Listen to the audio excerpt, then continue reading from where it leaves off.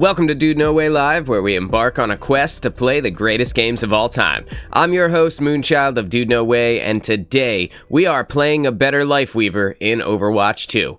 We're going to be diving in today. We have a competitive gameplay sent in by our boy, the Spicy One, and we're going to be jumping in looking for mistakes and room for improvement. And if you would like to have your gameplay reviewed here on the show, you can send me the import code to DudeNoWayLive@gmail.com, and I would be happy to turn it into some content. So, we got this import code here. We did not get to this gameplay yesterday because it is a 27-minute long game, which means when I break it down, it will be like a 2-hour long review. More than likely, it will be at least an hour and a half, and we're going to be diving in, looking at every bit of the gameplay, looking for places where he did well, places where he could have improved, the spots where plays could have gone better. And just in general, I think that this player is a very strong Lifeweaver as it is, right? Like, he knows the character inside and out. He spent a lot of hours with the character. I would argue that this is potentially his main, even though he has more hours on Lucio. I would say that, you know, I feel like this might be the character that he plays the most now, ever since Lifeweaver has come out. Although, like I said, I think he has like double the amount of hours on Lucio. I think this is by far the character that he enjoys playing the most, and because of that, he is going to know to do things just immediately with the muscle memory of a seasoned veteran. And you know, that there's something to be said about that, right? Like, you need to understand that if you want to play your best, you need to know the character backwards and forwards, right? Like, you need to understand their abilities on such a deep fundamental level that you don't have to think about what comes next. You just immediately know what comes next. You know what button to press, you know where to be standing, you know where to throw your abilities if they are abilities that have like a trajectory, like Junkrat's grenades or like Kiriko's Suzu or something like that. Like, knowing the character and having the muscle memory built in lets you play at a faster pace than somebody who is playing a new character or playing somebody that they're not particularly familiar with, or they don't spend all that time you know, playing all the time. Mayday Dutchy, oh my goodness, I finally caught a stream. What's up, Moon? What's up, Dutchy? How are you? Thank you for being here. I appreciate you jumping out. Dutchy is over here on Twitch, and if you guys don't know, we are always live on Twitch at DudeNoWay Gaming. We are also live on YouTube at DudeNoWay Live, so if you have not yet subscribed or followed, depending on which platform you're on, right, make sure that you guys do. You can also catch me over on Twitter. If you're wondering why I'm not live or if I'm late or something like that, I always post about it on Twitter. That is twitter.com/DudeNoWay Gaming. You can find me over there, and I will always post about what's going on if I'm not live directly at 11. Most days I am live at 11 a.m., so you can find me here. That's Eastern time for anybody who is wondering. Storm, what's going on? If it's not my favorite YouTuber, I'm early/on time today. Hey, thank you so much, Storm. That makes me feel really good. I needed that today. You know, it's one of those days where you wake up and you're like, damn, dude, I do this all the time. And like, you know, and you have those moments. Everybody has imposter syndrome, right? You get a little twinge of imposter syndrome, and it feels good to hear stuff like that, especially, like, you didn't know that I needed that today. So you know, it means a lot. Thank you. Life is good, man, on a night shift and got nothing to do. That's what's up. What do you do for a living? What's the career these days? So like I said, I was saying earlier, we have a Lifeweaver gameplay that we're going to be breaking down today. We're going to be analyzing a very long Lifeweaver competitive match where they do get the W in the end, so that's something to look forward to. But he said it was hard fought, and this was sent in by our viewer, Spicy One. And if you guys have Overwatch gameplay that you want to be reviewed here on the show, you can send it to me at DudeNoWayLive@gmail.com, and I would be happy to turn it into some content. So we're just going to boot it up here. This game already exists in my list. That's because I pulled it up yesterday. Replays, let's see the imported replay here. That's this one, right? Let me just make sure. Yes, that is this one. Bang, gonna pull it up. You are not an imposter. The world/net just hasn't caught up to your greatness yet. Thank you so much. Thank you. That really means a lot. Yeah, I've been doing this for a long time, too. Like, I've been doing YouTube. I started YouTube. My first video was up in 2007. So, you know, you think about it. Like, I built up the other channel. You know, I built up my DudeNoWay Gaming channel. I cut my teeth on Destiny 2 content back in the day. But so when that slowed down a little bit, I transitioned and tried to figure out a different way so that I wasn't just stuck playing Destiny every single day. Because it's not that Destiny isn't fun, it's just that it's not very popular. So I'm getting a thumbs up here in the background. Thank you, honey. My daughter's over here giving me a thumbs up. Yeah, so it's not that Destiny isn't fun, it's just that it became less popular, and I spent like, I would spend like 50 to 100 hours a week making like a video for Destiny, and then it was like, man, if it didn't crush, like if I wasn't seeing like 50,000 views in like the first week, I was very sad about it. And it's weird to be on the other side of the coin again, right? Like on the DudeNoWay live channel, we're kind of starting over, and because of that, like I'm seeing all of the views that are like extremely low comparatively, right? Like I could upload on the DudeNoWay gaming channel, and people would either watch it or not based off of whether or not they cared about the content, or maybe they just wanted to see me, and like that would be totally fine, and I could get, you know, a couple thousand views or a few thousand views in the first day or two, but like starting over gives the algorithm a new chance to find new people that might be interested in the content, and it doesn't kind of like split the difference between the people who are only watching me for Destiny, and then like the rest of the people who are like, you know, who are looking for something new on their news feed or on their YouTube feed. So it's like starting over here, even though I don't see the tens of thousands of views that I'm used to seeing. You know, also I'm going live, so it's like a completely different format. Even though I don't see the views that I'm used to seeing, there is like a certain amount of, like, it's very fulfilling, right? Either way, especially when you develop a new audience and you find new people who enjoy what you do, who like the shows that you put on or the videos you put together. Like it's really nice, man. It feels really good. And I just want you guys to know how grateful I am that you care about me. Thank you so much. Okay, so with all my crybabying out of the way, we got Spicy One's gameplay here. We are on Junkertown. He is on defense to start this match. Off the start, he has a Cassidy, he has a Sigma, and depending on what the rest of his other DPS and his other support picks, ideally in this moment we would really like a Lucio, because both Sigma and Cassidy are kind of slow, and they could really utilize that speed boost from a Lucio. And potentially, if they get one more slow DPS, it could be like almost necessary to have a Lucio in this kind of team comp. You can see, at least right now, the enemy team is rolling with a Mercy and a Moira. So just straight up, a very strong combination here. The Moira, extreme healing from her, and then as well with a high amount of damage. And then with the Mercy, you have the ability to completely deny people's value in a team fight by resurrecting anybody that they would put down. And in addition to that, they have very high damage with the Soldier / Sombra DPS combo. So it could be very difficult for Spicy One's team to defend off of this first point. It depends on what they pick, but this should be quick. But you know, with the Wrecking Ball tank on the enemy team, that kind of leaves them kind of wide open.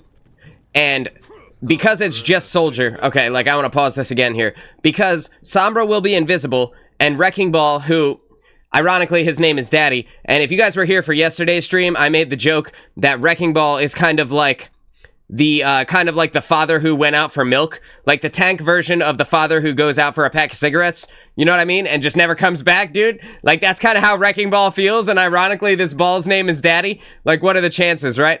But yeah, that's hilarious. I want to pull something up on the back end, just make sure that everything is good here. I need to check and make sure that we are in full swing. My camera's good. Yep. Okay. That's solid. Just scrolling down here. Cool. And we're solid on Twitch, and we're solid on YouTube, and there are no dropped frames. All right, cool. All right, we're good. So we're in it, and so like I was saying, with the Wrecking Ball on the other team, he will be gone, right? The Sombra will be invisible. That means that the face of the team, the people that the enemies will be shooting, more often than not, is the two supports and Soldier 76, right? Not necessarily the tankiest bunch to be accepting all of the heat from the enemy. So that might get them into some hot water here. We do have a Lucio on Spicy One's team, so that's great. Somebody understands how a team comp works, so you feel good when you see that. Like I said, the slow Cassidy and the slow Sigma absolutely benefit from having the speed boost of the Lucio here. And now it kind of doesn't matter what the second DPS picks, as long as they pick and get out here, right? Man, that kind of sucks. Okay, so they picked an Ashe, and Ashe is a great damage dealer, an absolutely stellar hit scan player, or character, but the Ashe has an extremely slow movement speed, and there are 12 seconds until the match starts. So this Ashe is not going to be here. There is not going to be a 5v5 team fight off the start, which could get Spicy1 into some trouble right away. He threw his oh shit pedal, but it's not really in a place that can help him. So just as the first bit of advice for you, Spicy, like, you have a perfectly solid side area right here. You can use your movement ability to get to the side. You break line of sight completely with the team, right? And then you step on the pedal. You throw the pedal right here. You step on the pedal, which raises you up. And then, bam, now you can see your whole team again, right? And if you need to, you just drop down right in front of this line of sight breaker. Ideally, you would want your oh shit pedal to be somewhere where you could realistically get to it. And I don't think over here, if you're over here, something went horribly wrong, right? So maybe not the best place to have started this up. But it is what it is. Okay, so your Cassidy should be right where you are. I don't know what he's doing, but he had a high ground position over here, which, while that is not the best position, I wasn't gonna necessarily talk shit on it, because Cassidy does have the extreme damage fall off, and like being back here could potentially mean that his damage is not as impactful. So, you know, being right in this spot was not necessarily a bad idea. Being down here on the low ground position is stupid. I don't understand what he was doing. Why would you fall off? It's literally 2 seconds before the round starts. What are you doing down there? Dumb. Anyway. Maybe he's coming up to you, right? No, he's just gonna run around. It looks like he is probably going to utilize the stairs, but he took the long way, right? At least your Ashe is almost here, so you're only going to miss out on a few seconds of having an actual DPS in the fight. You see that she is here. Where is Cassidy? There he is. All right, look at that, fam. Now we have a proper team fight going on. Your Sigma is already taking a lot of heat. You're fine right now. You're trying to get Sigma up. Good. You're just keeping him alive. Nothing wrong with that. Okay. Doing your thing. Trying to throw in a little bit of damage. Nothing wrong with spicing in a little bit of damage here. You need to call out right now that this Junker Queen is in your backline, right? If this Queen is diving your Ashe, or is aggressing onto your Ashe, she absolutely needs a peel, and somebody needs to come and deal with her, right? So with Cassidy being right here, Cassidy is actually a massive counter to Junker Queen, because the Queen's Shout ability, which is what gives her the movement speed to be able to close the gap and utilize her shotgun weapon effectively on targets that are too far away. The Queen's Shout ability is completely countered by Cassidy's Hinder Grenade, and while that not only deals a lot of damage, the cast can also just headshot her over and over again, and that will effectively peel off of the Ashe. The Ashe is kind of a weaker target in terms of between her and Cass, who could potentially survive this fight. And also the Cass has the Ashe even has a better ultimate, so you want this character to be alive as long as possible. If Cassidy dies, it's almost not really that big of a deal, because him being behind on the ultimate economy is not that huge. High Noon is not that good of an ultimate to begin with, right? So you should be calling out in this moment that there is a Junker Queen pushing your Ashe, and while you do your best to drop a little bit of peel damage onto her, you need to also have Cassidy turning around and kicking her ass as well. But nobody is doing that. The Queen just leaves for whatever reason. The Queen is like, all right, well, I guess I'm gonna leave. I don't know. I don't understand why. She totally had the advantage on your Ashe. She could have just walked into her and killed her. But, you know, it is what it is. And she's dead because of the enemy soldier. Your Cassidy has figured it out here. It's time to just kind of keep an eye on this Cass, because when he goes in deep, you're going to probably want to life grip him out of there. He does not have the offensive potential to beat both the Junker Queen and the soldier, nor does he have the offensive potential to live through the onslaught of Sombra and soldier together. So, like, he needs you right now. And you can see that he's getting hit by Sombra. And he's just dead, right? Instantly deleted. And now you guys are down to a 3v5. It's time for you to concede ground. You need to back up into this area back here. You need to get away from the enemy team, and in doing so, you'll lose out on the potential to stall the payload, but there's nothing to be gained from this fight anymore. You have lost this fight. It's time to regroup. If you stay too long, you risk getting helix rocketed and killed. And there it is. You are very low. Thankfully, you're able to use the pedal and get out of there. Breaking line of sight, right? Your team, you got to be calling. It's time to fall back inside of voice chat right now. Yes, all right. Your tank is going to die. There's nothing you can do about it. Unless he somehow gets out and into a place where you can life grip him, your tank is just dead, right? The best case scenario now is that your Lucio gets out alive, and you just, it's time to abandon Sigma. Sorry, Sigma. There he goes, right? He goes down. It's crazy that it took so long for him to go down, but right now you're getting hacked by the Sombra, and with you getting hacked by the Sombra, you could potentially peel her off in a second, and you also have your movement ability that will be, you know, ready. I don't think it's on cooldown. Let me just check. No. And as soon as you're done being hacked, you can use your movement ability to snag a little bit of a heal, and that will make it more difficult for her to kill you. But with your tank down, everybody needs to be backing up. They should have been backing up before. They're kind of just now figuring it out. If we move forward, if we try to contest this point down here, everyone is going to die. So just deal with whoever is outside and wait for the tank to be back. And that's what you do. And you use your pedal to get up onto the high ground, right? And your Ashe is dead again. She has the most impactful ultimate right now, and she needs to be staying alive. Like, Bob is an incredibly powerful ult to ward people off of the point. And next up, beyond Bob, is Sigma's ultimate. The Gravitic Flux is also really good for that. Everybody else on your team kind of has nothing to stop that. Arguably Lucio's ult, right? But that's just a ton of hit points. People need to follow up on that in that moment. So, you know, Bob needs to stay alive.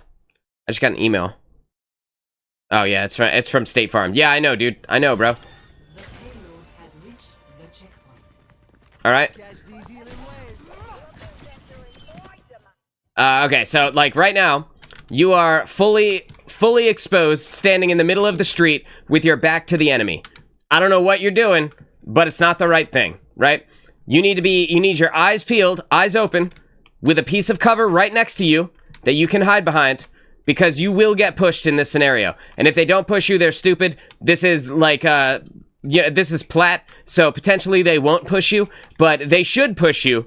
And if they do, you are standing in the middle of the street, not even looking at them. So, like, you need to be behind a piece of cover, right? You have a car right here. You can move forward and utilize this car to line of sight them. You have a set of boxes right here. You can move over here and line of sight them with this. You absolutely need to be paying attention to where the enemy is coming from. Like, this isn't New Year's Eve, bro. Like, the ball didn't just hit midnight. Like, you got to get out of the middle of the street, my guy. And you're still in the middle of the street, but at least you're keeping someone alive and you have your eyes pointed the right way now. And that's it, dude. It's time to go. Like, we haven't gotten a 5v5 yet. The beginning part of that round, your Ashe had just gotten there, your Cassidy had just gotten there, and then someone died 10 seconds into the round. We need to regroup, and we need to regroup completely. Like, super hard. Everybody needs to get out of here. Stop being in the face of the enemy. Go back to the spawn if you have to. However you get back and away from the enemy team, right? Lucio can save himself. This is a 3v5. This is just going to end up with somebody dead again, and the stagger train will continue on. We need to stop engaging with them. We need to be in a place that is so far away from them that they actually can't engage. Your Ashe is about to die again. There it is.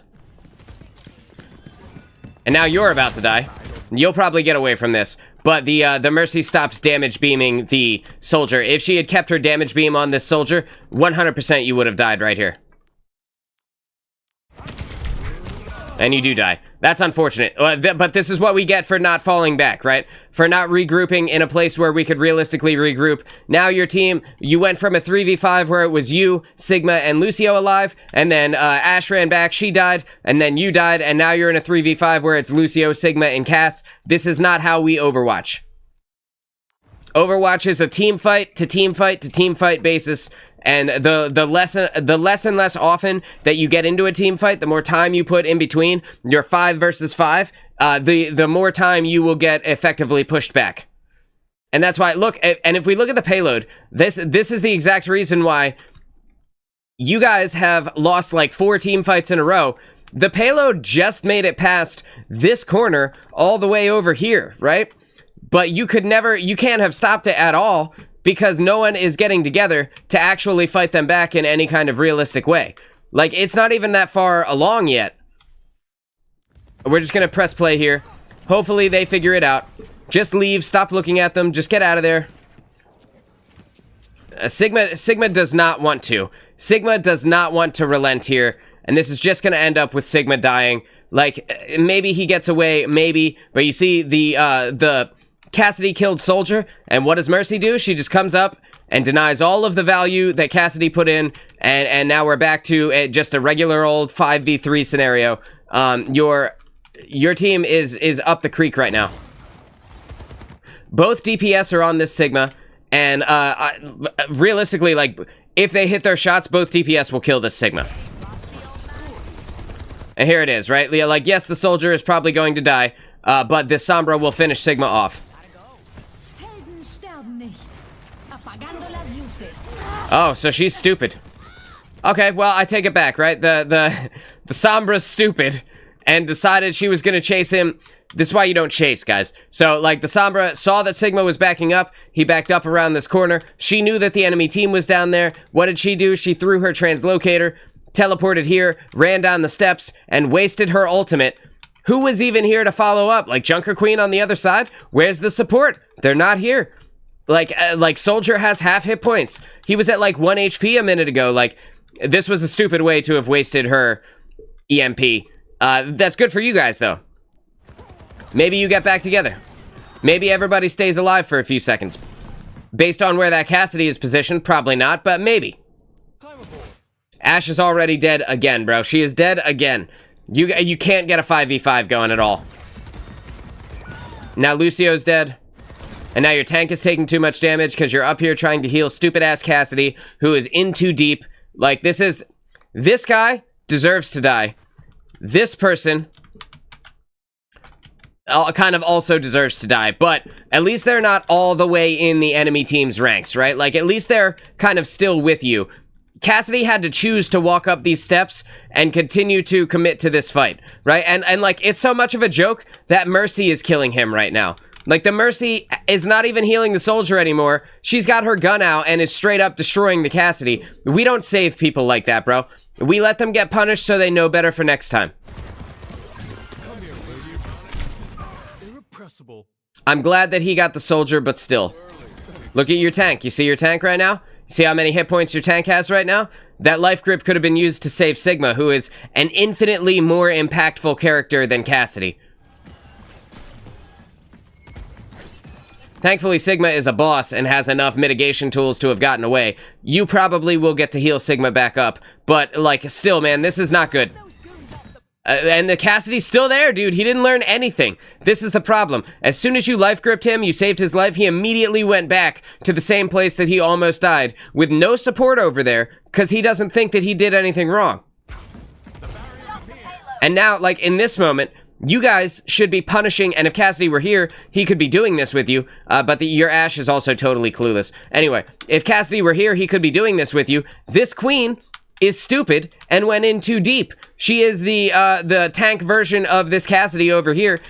She should be punished right now, and you guys should be staggering their team, putting their queen into her respawn screen. But unfortunately, the Cassidy's just not here with you. Everybody should be killing her. Like, Lucio should jump up, right? Lucio should jump up behind her, boop her down into the middle of you guys, and then you all should turn around and kick her face in. That's how that should go. But Cassidy's not here, so I doubt that that will happen.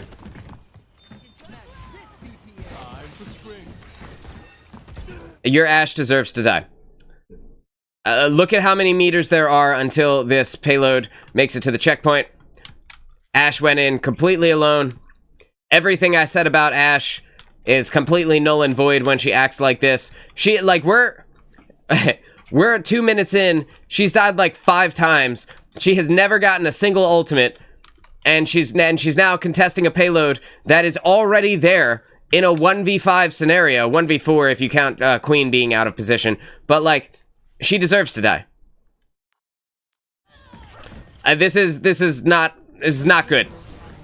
It's not good gameplay on anyone's part. I don't know why Sigma's up there contesting. Their spawn is right next to him. You guys have lost this lane, right? I talk about lanes and corners all the time. This is their lane now. This is your corner now. This is where you guys fight from now. Where he is death. Because you see that red kind of circle over there, that red nil sign, that is their spawn. This is your corner now. This is where you fight from when they get that checkpoint. If we're too far forward, we risk dying. Just let him die. Let him die. You're better off with me. See, now you saved him, and now Sigma thought it was a good idea to go over there. This is wild, dude. This whole game is nuts. Are we ever gonna have a team fight? I've got you in my sights. Okay, so right now, you have an ultimate that could completely shut that down, right? Lucio has an ultimate that could completely shut that down. Is anybody gonna use it? I'd like to find out. Like, you can block his line of sight with the tree and give the people that are down there enough hit points to survive. Or Lucio could drop the beat and give everyone enough hit points to survive. But when a DPS uses their ultimate and your 2 supports have an ultimate, that's how you effectively neutralize the value of the DPS. No, so Lucio's just gonna die. There's no point in you using it now. Don't use tree now. Why? Why are we still here? With that many people at the bottom, we need to create distance between us and them. We need to retreat. We need to retreat around the corner.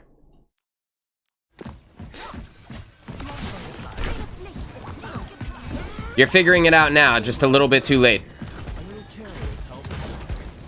He's gonna die. Just let him die. Don't chase this queen. You can't.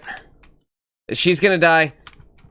Looks like Cass is going to live somehow. This queen is not good. She should have killed him. She has all of the offensive potential to kill him in that close of a quarters, right? Like, walking into a room this big with Junker Queen is like walking into a room this big with Junkrat, right? Like, she is incredibly impactful in close quarters because she has a shotgun, because she has an ability like the axe. She has a melee ability with the axe. She has the melee ability with the knife.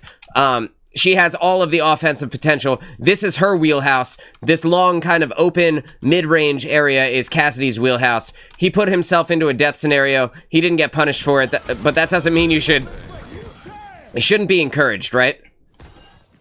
Get in there, Bob. We finally see Bob come out. And, like, if this had happened 2 points ago, you guys would have still been at point number 1. Right? Like, if Ashe had stayed alive long enough to have gotten a Bob before checkpoint number 1, you guys would still be there. But unfortunately, she died immediately. That's a neat use of the pedal to give Bob some additional height and increase his angle on people that may be, like, in your backline or, you know, potentially could be over here, anything like that. In doing so, you can potentially increase his offensive potential as long as you don't neutralize his sight lines to someone else. Like, right now, Bob would not have seen the Sombra based on his angle, so it's totally fine to have lifted him up, because maybe he sees somebody who peeks this corner up here, right? Like, they're Moira. But why is Sigma over here by himself? Like, what is Sigma hoping to gain being in this corridor by himself? Wild, bro. You guys won it. You guys won the fight finally. Let's go. Sigma. Look at his health. No one's paying attention to him. It's a very pretty flower. But somebody needs you. Okay. They shouldn't be pushing right now either. They need to be regrouping. Right now, they're giving you the advantage. I'm not sure if you're looking for the Sombra. She's still dead. Trying to find a high ground position. Your Ashe died while you were looking for that, though. That's not good, right?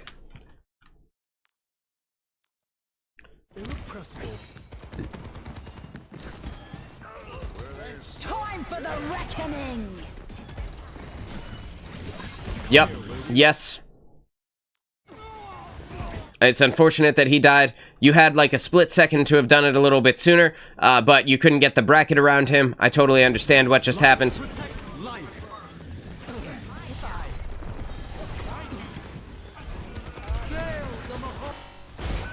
I did not mean to back it up. I'm just gonna move it forward. Bang. Okay, so this is the moment, right? This is the moment where your team is up the creek. With the Tree of Life being right here, it doesn't actually stop the payload. So if they're on the payload, it'll just go through the tree. But the Moira using her ultimate right now means that you are in an incredibly like beamable scenario. Also, so is Cassidy. You are in a 3v5. Your Ashe is dead, coming back from the spawn. Your Lucio is dead without the ability to provide the healing that he could potentially provide. Your soldier, or their soldier, I mean, is getting damage boosted by the Mercy, running into you. So if he follows up on the damage from either the Moira or like the Sombra, who is right above you guys, like he could potentially snag a kill on you, or even maybe your tank if they're too stupid to see that you and Cassidy are here and they just beam your tank the whole time. You guys need to retreat behind this corner. Even with Tree right here, you do not have the healing potential to fight this off. You need to back up around this corner, and then this is your new corner. They have taken this lane from you. You should have been back here to begin with, but unfortunately now they've taken this little side angle as well. Now this is your new corner to fight them from, and then you kind of jiggle peek right here, right? And then should you need to, you go down there and you get the Mega. You just need to retreat. More retreating needs to happen on the part of your team faster. It needs to be instinctive that when somebody goes down, you retreat to the next corner. Like when you lose 2 people, the fight is over, it's time to retreat, right? Like every time, every single corner, every engagement, when 2 people die, you retreat to the next part. And then if you happen to push it back into your favor, then you can aggress back forward and continue to take ground. But you guys just got to back up a little bit. It needs to click in your mind that it's time to leave a little bit sooner. This is good use of the pedal to get yourself out of the way of the Moira ultimate. It's very unlikely that she will be able to hit you while you are but you need to hug the gear, right? You need to nut to butt with the gear. That way you are safe in this little height position. Why did you drop back down?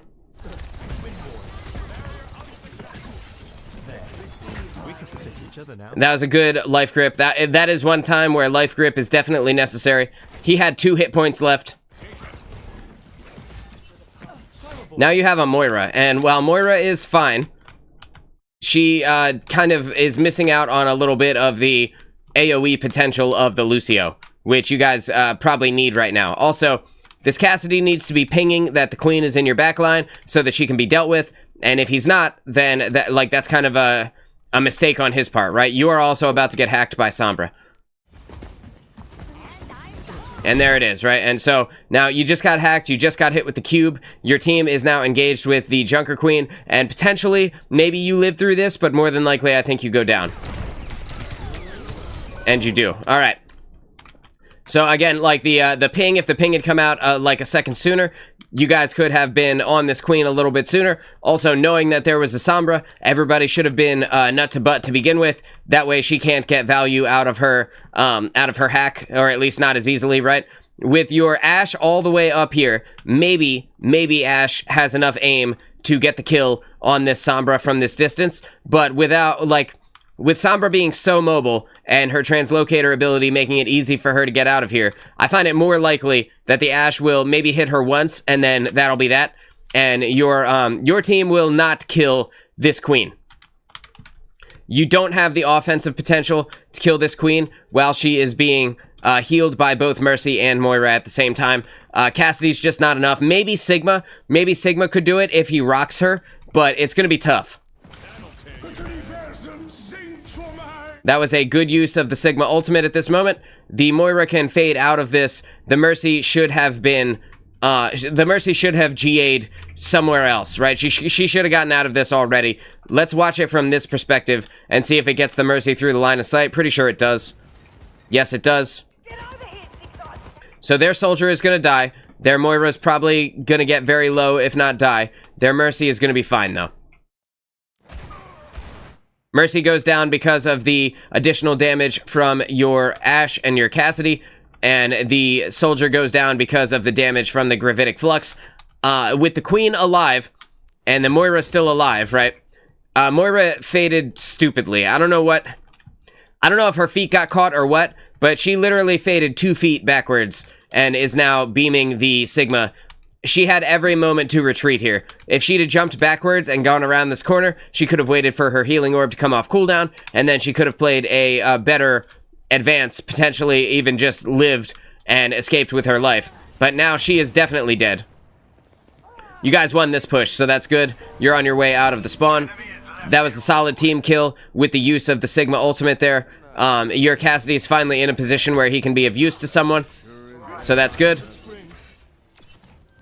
Your Ashe is also in a good place, although a little bit too far forward, right? Like this, this is fine. This gear, this spinning gear, totally fine to be on. This is too far. And I know it's a subtle difference, but that's how easy it is to fuck this up. With the Ashe being that far out, she can easily get dove. You can see the soldier is about to run up the stairs at her. She can easily get dove and killed before she is able to get back to the gear. So she is almost in the right place. And here comes Soldier. They're going to duel it out. And she's able to kill the Soldier. She won the aim duel, so good for her. She still needs to retreat, though, because you see who's on her now, right? Death. So maybe she gets out of this, but probably not.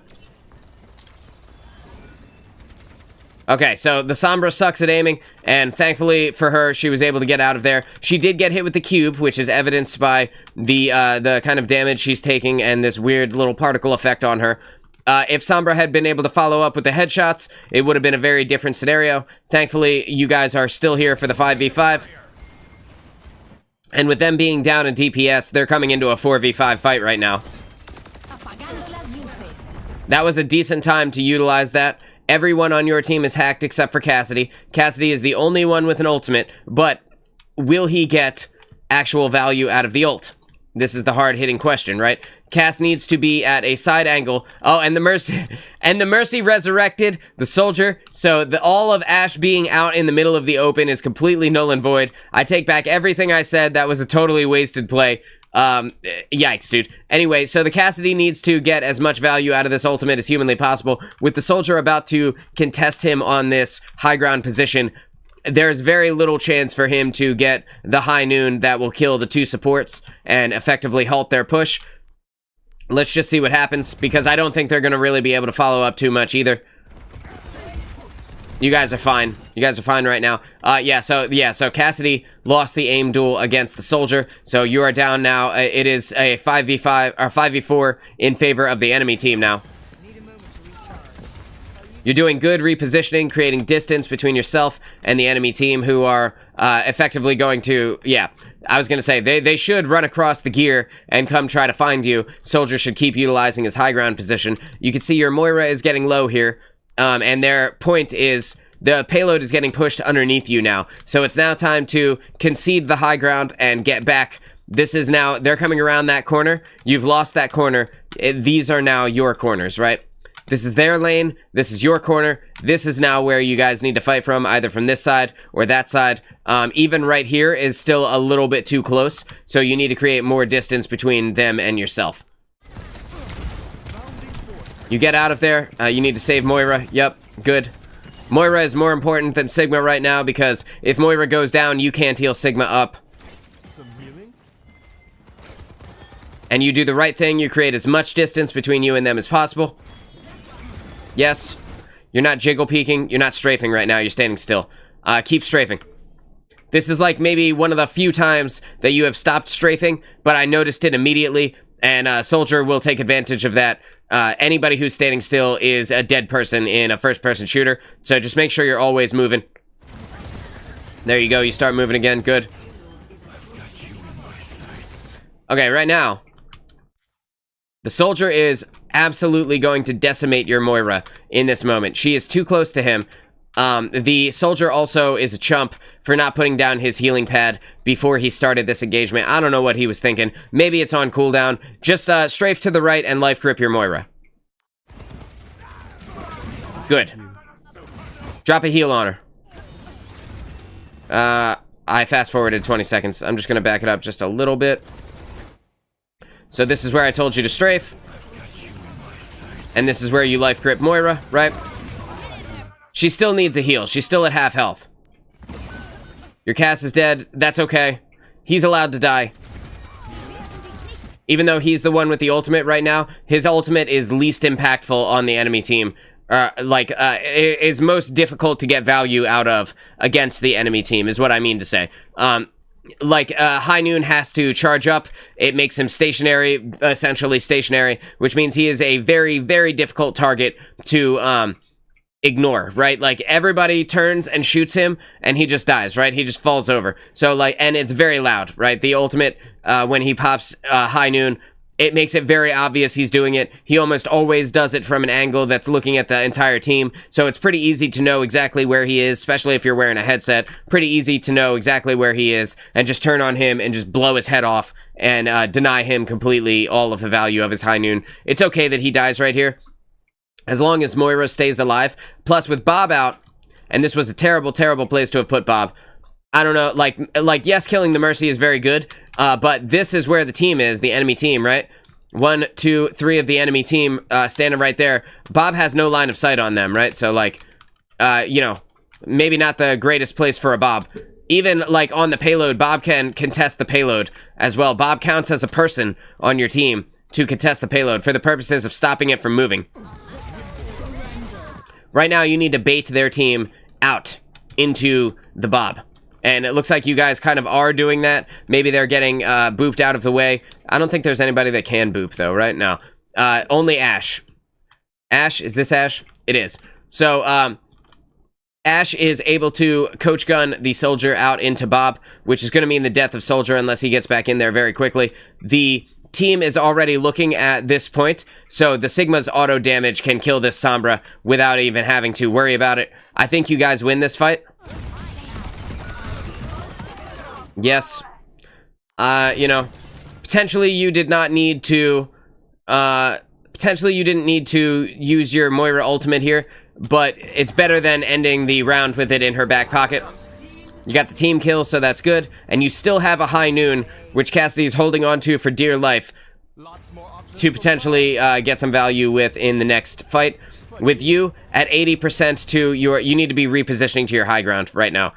With you at 80% to your Tree of Life, you can have that for the next fight as well. You need to be gaining a high ground position like Sigma is. I know you used the pedal right there, but there is this perfectly good set of stairs that does not require a cooldown. You can reposition up here, go around this corner, come out, and be cool on the high ground here. You need a high position so that you can keep yourself safe. We don't stand still between team fights.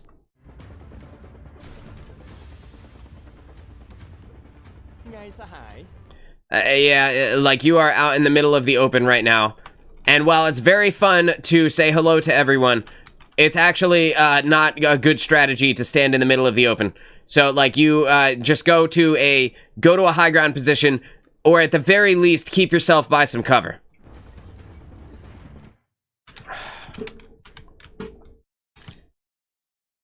Bro. You and Moira, bro. Like, you are the most important people on your team, barring Sigma, right? Barring Sigma, but he's kind of the one who should be closer to the open. Although, say, like, you know, Sigma needs cover as well, but you get what I'm saying. Like, you guys are the most important people. You're standing out in the middle of the field like you're the mascot, my guy. Like, what is happening right now? Like, are you the Philly fanatic? Get to a piece of cover, guy. Please. For your own safety. You see the spear coming your way, right? It looks like it's going to miss you, so I think, unless aim assist hits you really hard, I think the spear is going to miss you. But still, come on, man. Okay, good. You lived through that. Keep the Sigma up. If you weren't standing in the middle of the open waving at people, you would have been able to have charged a heal up and had it ready for this. You're about to have tree, so this is good. Okay, you need to call to Cassidy that he needs to stand with your team, right? Like, if you guys are all gonna fight right here, Cassidy needs to be closer than this, because who can heal him right now? Absolutely no one.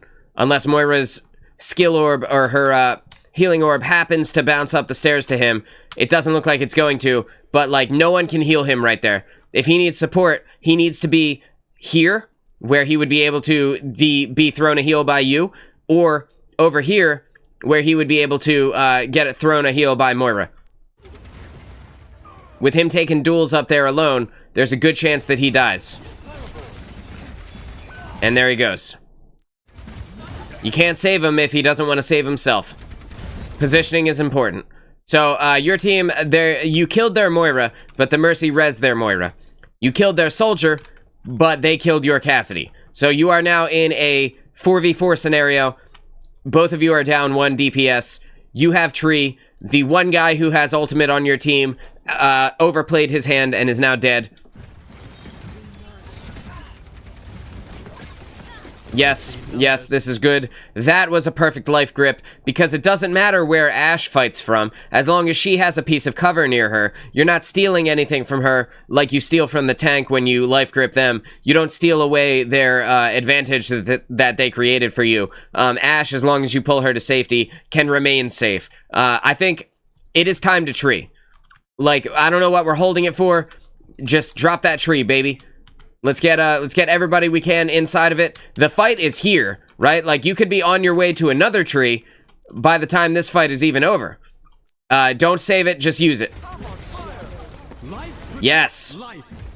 Unfortunately, we missed out on getting the Ashe in it, but we did. We only got you? How is that possible? That sucks, dude. We only got you, and that is evidenced by the green extra life that you have right there. Those are bonus hit points. Unfortunately, your Ashe is still getting pushed. You can't save her with your life grip, but you need to tunnel heals into her, because if she gets a Bob, which she's 56% to, if she gets another Bob, their fight is over, and you guys win. She is dead. She got speared. She was behind the speakers. It happened so fast. That's not your fault, necessarily. Like, it is what it is, right? Sigma's about to have an ultimate, too. So if we keep Sigma alive here.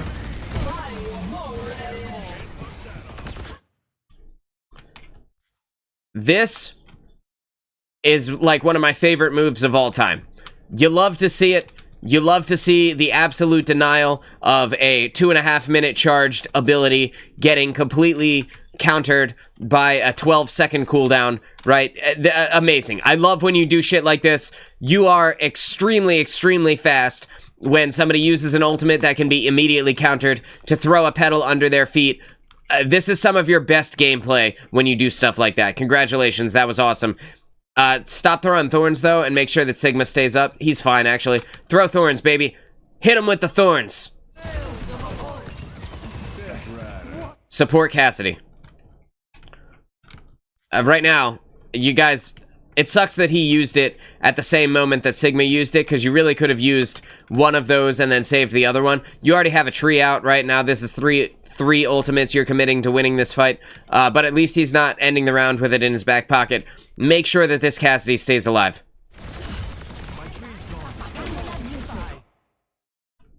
Stop it.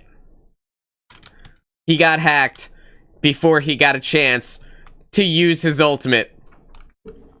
He saved that ultimate for the entire round. For 8 straight minutes, he's been waiting for a chance to use High Noon. And then he got hacked when it was time. Feels bad, dude.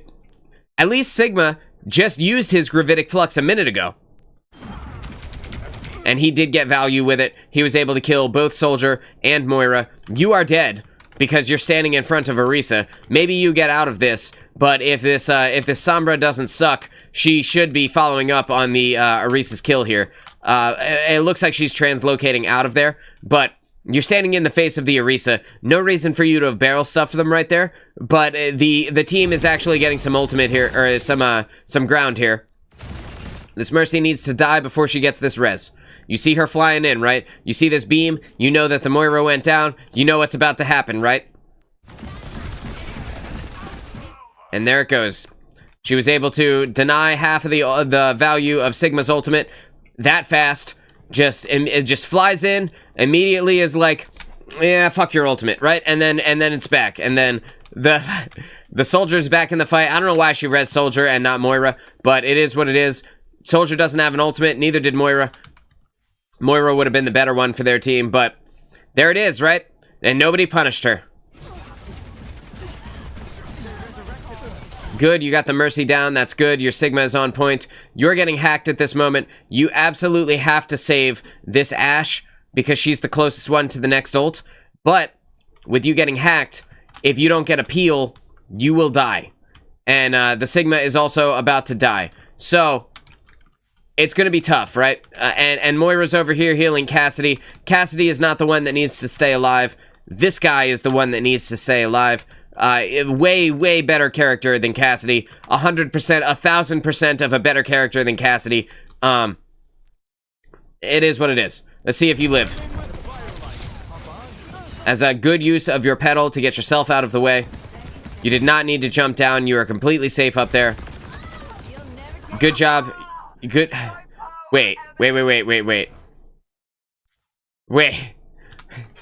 What is this? How did Soldier kill himself? I don't understand. What did he do? Did he Helix rocket himself? He had to have, right? He had to have. He had to be so low health. I gotta see it from his perspective. I gotta know. Soldier, how did you kill yourself? There are no places to fall off the map here. I went back too far. Just take it forward just a little bit. Right, like he's in the face of the Sigma. Right, he's right here. Stop it. Oh my god. Nuh-uh, bro. With 0.37 meters left, the Soldier Helix rockets the Sigma's barrier and kills himself. What an absolute clutch moment for him. Incredible. This was a great hold by you guys. You did amazing. You had some very solid play here. They still have 19 seconds. They don't get to come back, though. No shot they come back and contest this. Zero chance. Anybody who comes back is just throwing their life away.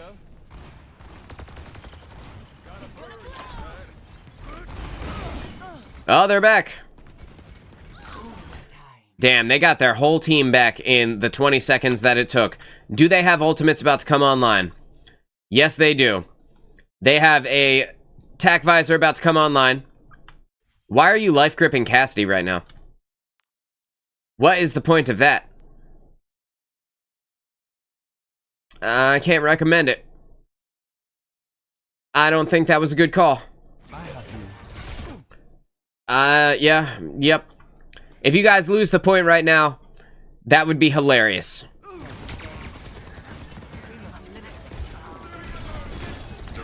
You're doing fine. You're doing fine. You're using your cover. You are effectively keeping people alive pretty well. I would have saved that life grip in case, like, Sigma needed it or Moira needed it. But that being said, the only person who realistically needs to stay alive is Ashe. She needs that Bob. Moira on your team can do a lot with this coalescence, and yes, she's going to have it in just a second, and she should absolutely use it immediately.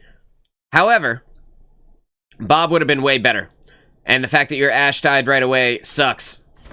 Man, that sucks. Yes. Did they C9 the point, or did they get it? Oh no, they got it. Oh no, bro.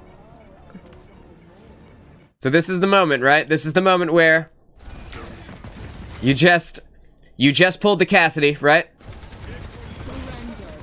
Bro, you guys C9'd the point. Oh no! You had it! You had it in your grasp and you lost it!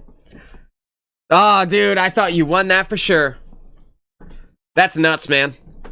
They made it back and they took it. In the 20 seconds they had to come back, everybody committed to the push. And everybody on your team, instead of throwing their life away like they should have, they C9'd the point and you guys lost. Oh, dude. My heart is broken for you. I'm so sorry. That was, everybody can die in that moment. It's fine. It's okay. As long as you guys contest, everyone can die. Also, and this is maybe a nitpicking scenario, but I'm just gonna back it up here. Right? A little bit farther back, just a little bit farther back, right? 0.37 meters, right? Okay. When they come back, everybody here, I see what they're trying to do. They want to back this payload up some, right? But in doing so, they're making it easier for the enemy team to run through and be able to stop it. Like, to be able to put overtime in. And in backing it up, I just want you to see, we're going to watch it from this perspective. As they come back, look at how much closer they're making it to this entrance. Get the fuck off the payload. This is like when people at the end of a push the robot game decide they're going to stay on the robot, which brings the robot closer to the enemy team and makes it easier for them to get back to it instead of just leaving it alone, right? And if they had left it alone, they would have never been able to have gotten back in time. Your team pushed the payload backwards. Bang, and look at how much farther you push the payload backwards. Maybe, if you didn't push it so far, maybe the Orisa wouldn't have been on it in the moment she needed to be on it. Nitpicky, right? Nitpicky, but you threw away part of your advantage, not you specifically, but everyone on your team who was standing on the payload, threw away part of the advantage by standing on it and bringing it back closer to this entrance, which is their ability to put it into overtime to begin with. So these are those moments, these are the split-second decisions that make our lives either harder or lose us the game, because we didn't have the foresight to see what was right in front of us, right? Nobody thought they could get back. Even I thought, hey, they probably can't make it back in this 20 seconds. But by pushing it backwards, we made it more likely that they could. And then we C9'd the point, right? That's a whole other can of worms. The fact that the point was completely abandoned and everybody got off of it instead of staying on it, for better or worse, right? Whether they died or not. You know, that's its own can of worms, but we didn't have to push it backwards and make it easier for them to put it into overtime to begin with. Alright, so that's that. I'm gonna stop yapping about that part. We're gonna push it forward here, get it back onto you. You got 35 seconds. And I'm gonna take a sip of my coffee, because this is, we hit the 1 hour mark on the show. We're 9 minutes into, we're 9 minutes into the match. I've been talking about it for an hour. Classic Moon. Better get paid after all this. I don't like having my time. There's a lot of nuance, man. Dead weight gets left behind. I'm feeling divine. Alright. Right away. Your, team has no Widowmaker. Why do you have no Widowmaker? Well, nobody knows, bro. Nobody understands that. That's really, that's the hard-hitting question, isn't it? This is, and maybe if you didn't play Overwatch 1, or you didn't play at the start of Overwatch 2, like, excuse me, like you didn't play at the start of Overwatch 2, like maybe you don't know this, but like this is, I can't remember, was this map in Overwatch 1? I feel like it was. I'm gonna find out real quick.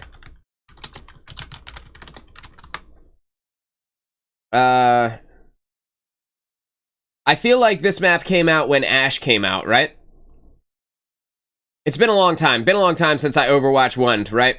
But I'm almost certain this map was in Overwatch 1. Anyway, regardless, this is one of the best points for Widowmaker in the entire game. One of, if not the best, maps to play Widow is attack point 1 in Junkertown. Cassidy is just a worse version of a Widowmaker here. While Ashe is a very good character and arguably has a better kit overall than Widow, and I would much rather have Ashe than Widow in a lot of places, right? However, with the respawn advantage right here, the door being so close, you have perfect sight lines. This is like one of the best places to have a Widow in the entire game. And in this moment, you need to be telling Cassidy, hey Cass, can you switch to Widow? At least just for point 1? And then in that way, maybe you get some cheeky snipes off that end up winning you the round in like 10 seconds, right? If she gets 2 value picks, their entire push is over, you win point 1. And you guys desperately need to win point 1 because they are better at killing things than your team is. Just flat out, your team is not as good at the team fight as the enemy team has been up to this point. Although they have a Reaper now, which is ridiculously stupid on its own. Maybe you bring a Reaper on attack. Why would you bring a Reaper on defense? I don't understand. Nobody understands. It is what it is, though. Your Ashe is on the high ground. Good. Like Zarya, also not my favorite tank for this spot, but maybe it'll be fine. Zarya can be really good on any map if you guys support her in the right way. If she has, like, if she plays correctly, she can be an incredibly useful tank. But there are a lot of high ground positions here. Diva would be better. A Monkey would be better. Mauga, is like the easiest tank. He would be fine. You know, like Orisa is an extremely, extremely good tank. She would be great. Sigma would be incredible.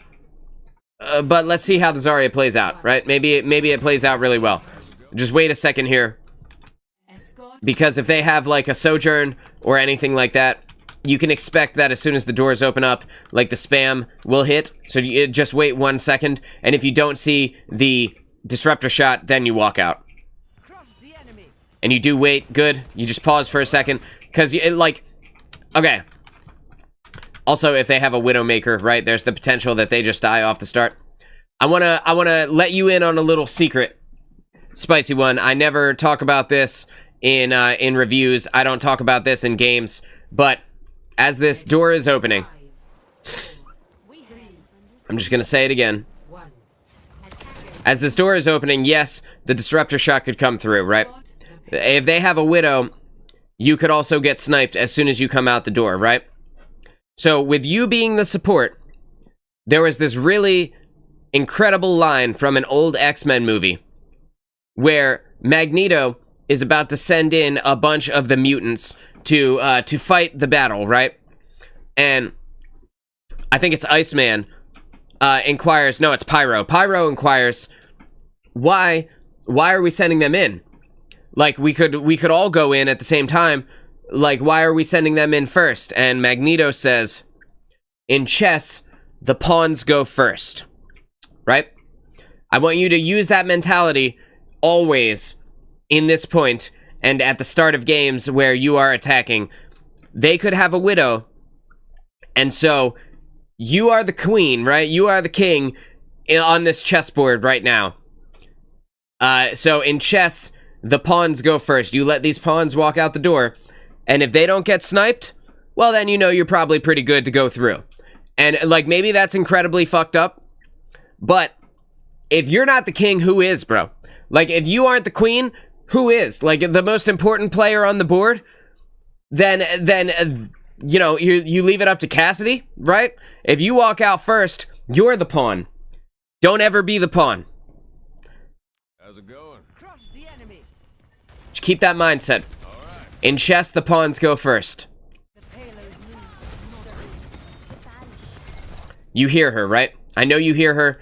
She's right on the side of you. Maybe she's on your high ground. She is on your high ground. She's hacking your Ashe. The Ashe is so close to the spawn door that she could just leave right now. Probably she's going to die with this few hit points already. She's likely going to die. Your Moira can't see her. You know that this Sombra is there. You need to be calling it out in team chat. That sucks. That Mercy needs to die immediately. If your Cassidy is so bad at this character that he can't kill this Mercy before she gets the res off, then he needs to swap off of Cassidy, and he has no business playing Cass. I just want to see. Okay, he denied the res. Good. Don't chase, Cassidy. Don't chase. He got hacked by Sombra. He had all the opportunity to turn around and hinder Sombra and then kill her. We don't chase. But we do need to deny that res. Because if the Reaper comes back, if the Reaper gets rezzed, right? Well then, the entire point of him moving up there to begin with is null and void. Your entire team is kind of right here. You're waiting for your Ashe to spawn back in. I think you guys are okay at this moment. Oh, you have a Reaper now. I don't know why. Why are we playing fucking Reaper? People don't know how to Overwatch, and it makes me angry. I'm sorry. Pardon my French. It makes you think, right? Do we think about things before we do them? Do we have a single moment of thought before we do them? Like your Ashe was like, I know this is like one of the longest sightlined maps in the entire game. Better pick a character that has a shotgun and can only engage from 1 foot away. Like, god damn it, dude. You know? You know what I mean? Jesus.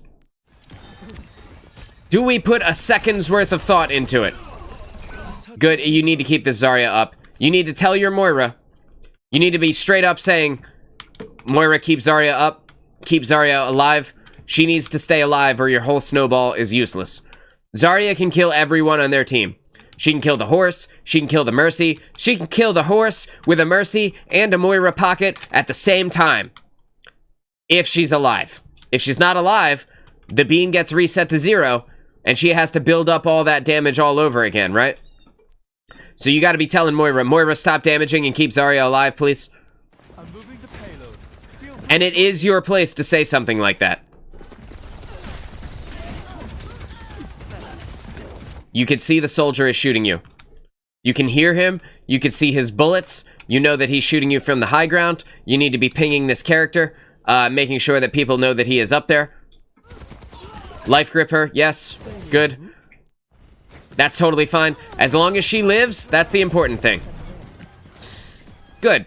And we let Zarya go and kill things because she is the bad bitch, right? She is death incarnate. She's the most damaging character in the entire game if you let her be. Good. We're doing great. Doing awesome. Your Reaper went up and is taking the engagement on the pushed back enemies that you have up here at their spawn. This is good. This is all good. Everything is going solid. You need to get away from the Reaper that is coming your way. And I know he doesn't have an ultimate, but you need to assume that he does and that he's bringing it to your face. I don't think you see him yet. Now you see him. Get the hell out of there, bro. Don't go closer to him. What are you doing, fam? This guy can one-hit you. You don't put shotgun characters closer to you, ever, for any reason. Stop pushing people that have a shotgun. I watched you do this with Torbjorn in yesterday's Lucio review. Stop doing that. If they have a shotgun, get away from them. This is Game Sense 101.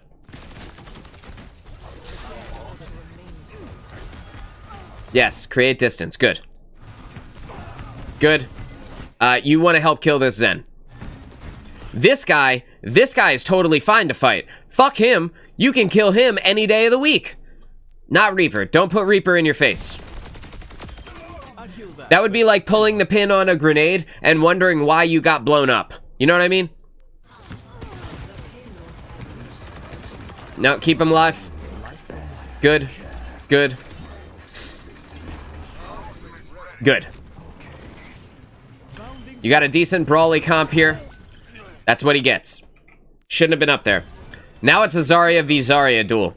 You need to tell Cassidy, get rid of your ultimate and swap to a different character. Not that Cassidy isn't fine. Why is Reaper up there? What is going on? What does he hope to accomplish? Maybe he kills this Zarya. Maybe. But this fight, this character loses to this character. Like 9 times out of 10, 99 times out of 100, the Zarya wins the Reaper v Zarya duel. Good. That's what he gets. We're outnumbered.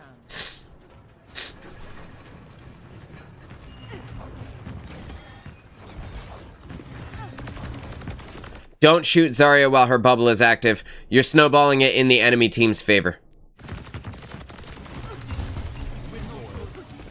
Keep your team up. Focus on keeping your Zarya alive. You know that they have a Zenyatta, and when that Discord orb comes onto your Zarya, theirs can straight up kill yours in like 1 second. Use the tree. Never mind, I take it back. You got a good ult combo going on. 2 ultimates, no more. We don't use the tree now. Now we push it to the end without the help of any more ultimates. We save everything that we have for the next fight. Get out of line of sight with this Ashe. You hear her, you see her shooting you.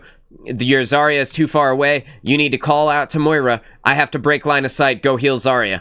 And you need to tell her that in comms. You need to be on mic, in comms, pressing the button, immediately speaking out loud the thing that needs to happen next. Because you know what needs to happen next. You know you want to heal this Zarya, but you can't. But you know that you can heal this Reaper from wherever your line of sight is, right? You know that you can keep yourself alive if you break line of sight with the Ashe. So you just you say it out loud. Don't be afraid to speak like an asshole to the people in your competitive games. If you are the one making shot calls and nobody else is doing it, at least somebody is the fucking leader. I'm moving the payload. Feel free to join me. I don't know why you turned around, though. Hop on. Fuck him. Keep your... Who's on the point, bro? Like, you line of sighted the Ashe, but then you came back to do, like, if Cassidy wants to stand here and look up longingly at the high ground position, maybe, perhaps, he should have played a character that wasn't Cassidy. You know what I mean? Like, Ashe has a coach gun and can get herself up to these positions. Cassidy can walk around to this stairway and then walk up there and take the high ground position if he wants it. Like, you all have C9'd the point in the moment where you have the advantage to walk it to the next checkpoint. What is going on? Make it make sense. You're spending too much time on this.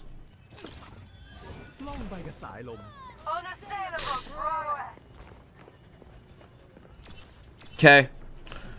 This is kind of fine. Game sense a little bit lacking on this one, I will say. You guys could have had it there already if you'd not fucked around and spent that time getting Cassidy up to the high ground position, which he immediately gave up. Immediately. This is why you don't help people in this scenario. Like, pick a better character then, if that's where you wanted to be. He immediately gave it up. You spent all that time, and now you don't have the checkpoint. You're that close. You could have had it.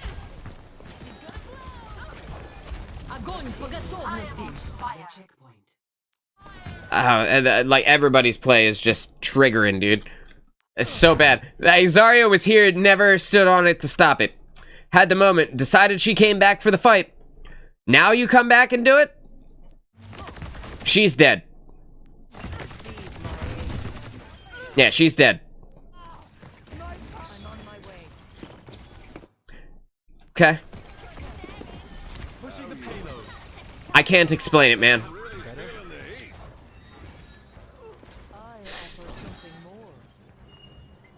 Okay, we're pushing forward now. Got 3 on payload, right? Yep, good, beautiful. We're getting this payload in as fast as possible. You need to have more advantage than they do when the next round comes up. It's time to get out of here. You heard it. You still threw the heal. I totally understand you already had the heal charged up. But in that moment, preserve yourself. Keep yourself alive, right? Again, Cassidy's not that important. What were you looking at, dude?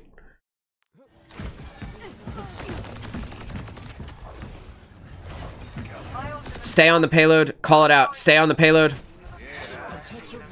Because look at what's happening right now. Why are we fighting them down here? This is the reason we're here to begin with. What are we doing over here, bro? What's even happening? Come on. Get on the payload.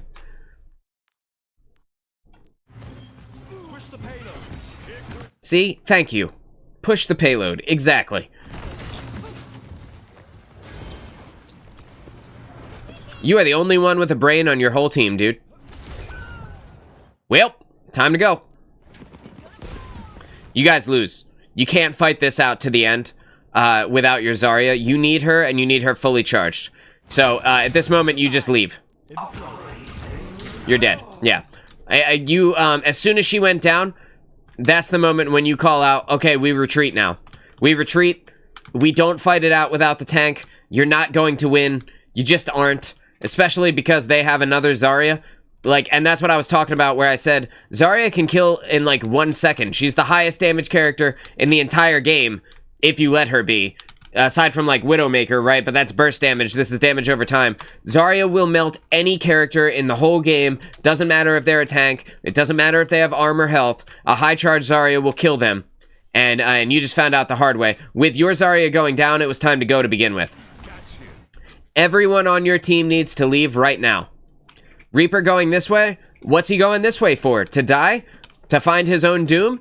Why is Moira over here trying to kill this Zen when you and the tank just died? What do you guys hope to accomplish?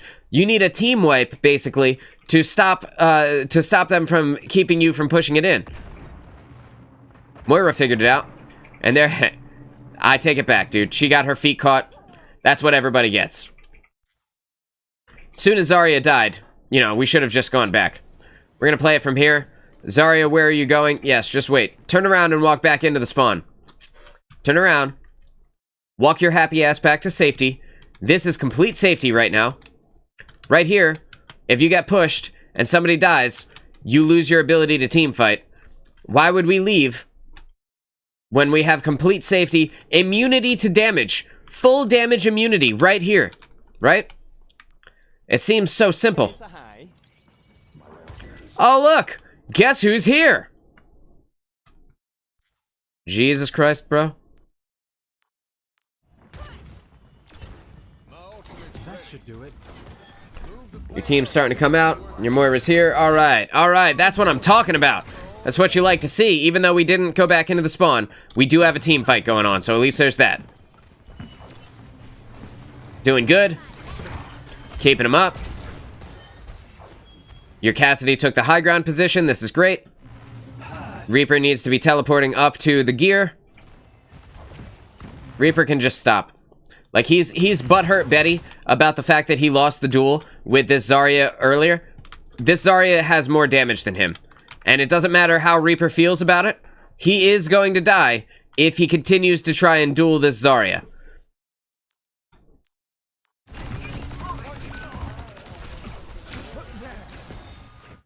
Your Cassidy's already dead. Your Cassidy's dead. You can see it on the kill feed. Cassidy went down from the Sombra. It's time for... And your Reaper's about to die too. You know what? We're gonna watch Reaper die. Good. Stop trying to duel the Zarya. You're stupid. You're dumb, bro.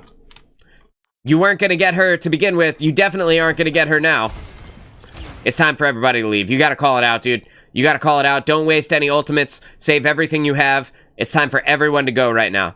Just have Zarya come back over here from underneath.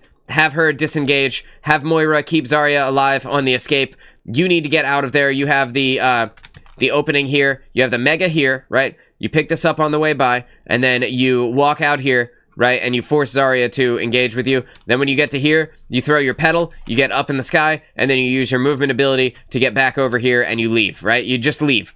You are down 2. You can't win a 5v3. You cannot win a 5v3.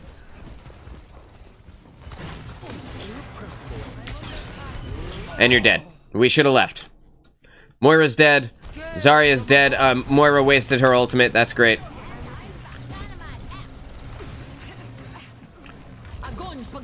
And your Zarya wasted her ultimate. Jesus Christ, bro. Come on. Okay. Okay. There goes Zarya. And there goes Moira. Why did we stay? We can't win a 3v5. Just every time a 3v5 is about to happen, you lost 2 people, it's time to go. We can't win. You need to go back to the spawn. You need to tell them to come back to the spawn. I bet you somebody wastes an ultimate right here too. Don't let it be you. You are dead. You are dead. You are so dead, bro. And you wasted your ultimate. Why? Why did we do this? Why did we run into a 3v5 where there's no tank, you're down a support, it's 2 DPS, one of them is Reaper, and you used your ultimate? We've now committed 3 ultimates to a fight we can't win. 4 ultimates to a fight we can't win. You've given up the entirety of your advantage, right? Every bit of advantage that you had is now gone. Your team threw it all away. You have 1 ultimate left, and it's high noon. The worst, arguably the worst ultimate of all of your group's potential, right? And what you could have done was force them to have used what they had. You know, you could have baited out Bob. You could have baited out Kitsune Rush. Could have baited out Graviton Surge and just let them use it, taken the L on the next team fight, right? And then walked in with all 5 of your ultimates and silly timed them to oblivion, right? But you didn't do that. Instead, you guys went in piece by piece, consecutively died, and every single person wasted an ultimate. Except for Cass. See, this, we could have just waited for this.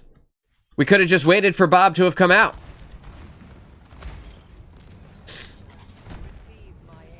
And now with your team here, your tree's about to go away, right? Your tree's about to go away. Your Reaper's about to die, so we're about to be in another 3v5. There we go. Now we're in another 3v5. Your Cassidy is getting smacked up by this Ashe. Maybe he wins the aim duel. Maybe he doesn't. Let's find out. Okay, so Ashe disengages. You have a 3v5 again. And they have respawn advantage. This is a losing fight. There's literally nothing, unless they C9 the points, unless they're so bad that they C9 the point, which, you know, I mean, it's flat, so maybe they C9 the point, right? Like you guys did in the first round. But you shouldn't win this. There we go. And they're dead, right? Yep, and so now, you're back, and every single time you go into a fight, it has been a 3v5. As soon as you got back, your Moira died. Now it's a 3v5 with Zarya, Cassidy, and you. And before it was a 3v5 with Zarya, Cassidy, and Reaper. Then Moira got there and Reaper died. Like this, and then Cassidy uses High Noon, gets absolutely 0 value, charges the Zarya up, who is now gonna kill your Zarya. And now she's gone. This is an L. This is 100% an L. Just cut your losses and go back to the spawn. Just leave. You just leave.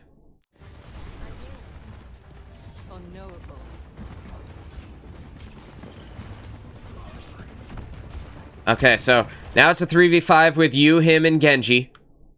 But Genji's gonna die before your Moira gets back. And so there goes Genji. And now it's a 3v5 with you, Moira, and Cassidy. I feel like, you know those detective novels that you read as a kid? Where it would be like, I don't know, like Carmen Sandiego and the case of, you know, I don't know, some dude with a hat, right? Like, this is the spicy one and the case of the 3v5. Like, I feel like I'm a detective uncovering clues to how your team is not playing effectively. And, like, the fact that you won this game, you could have won it a lot sooner than this. You got 4 people now. Until Cassidy goes down. You're getting the heals on Cass, and he's down. Okay, so now we're back to the 3v5. It's Spicy One in the case of the 3v5. I'm gonna rename, I swear to God, I'm gonna rename this stream. And I'm gonna put like a magnifying glass over top of the Lifeweaver and everything. I'm gonna re-edit the thumbnail. This shit is hilarious. It just keeps going. You just gotta leave, bro. You gotta die or leave.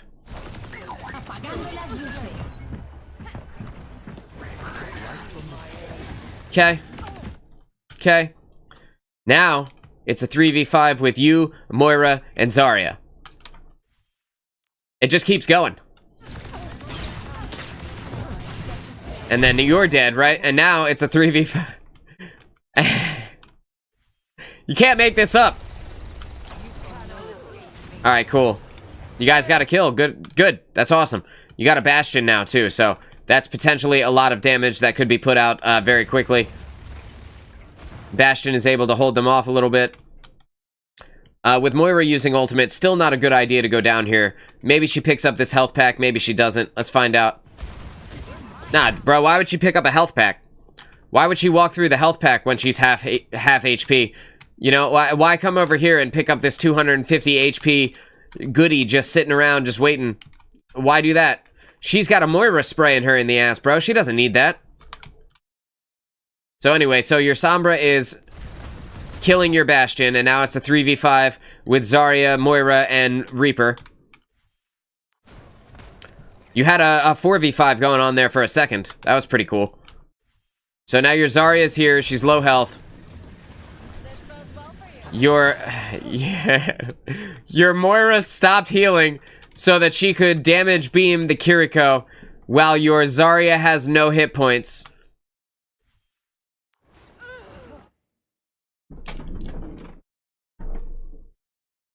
This is maddening. This is some of the worst I've seen in a while.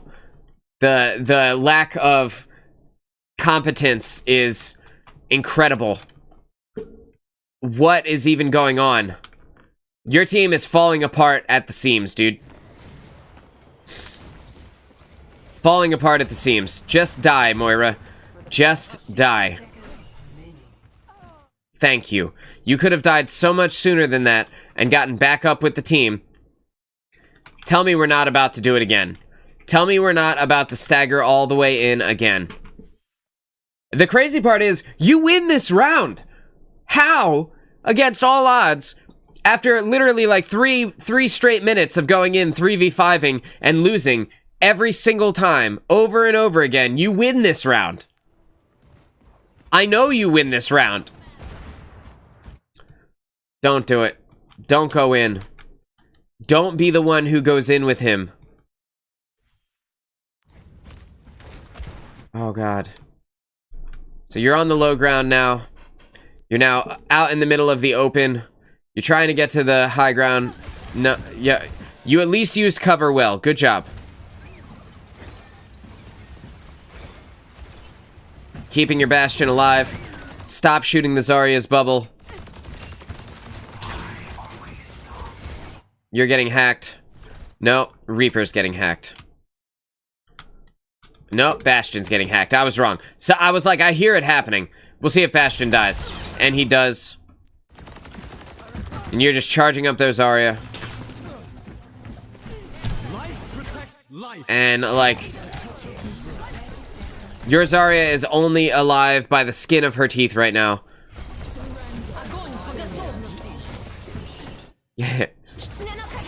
That was a very nice pedal. It's a very nice pedal. The shit is hitting the fan right now, dude. This is crazy.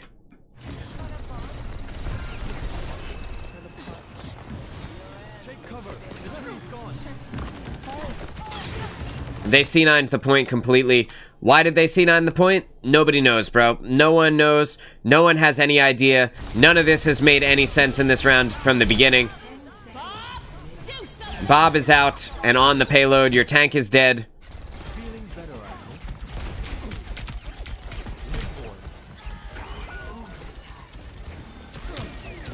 Who's gonna be the one? Does Reaper get a value Death Blossom?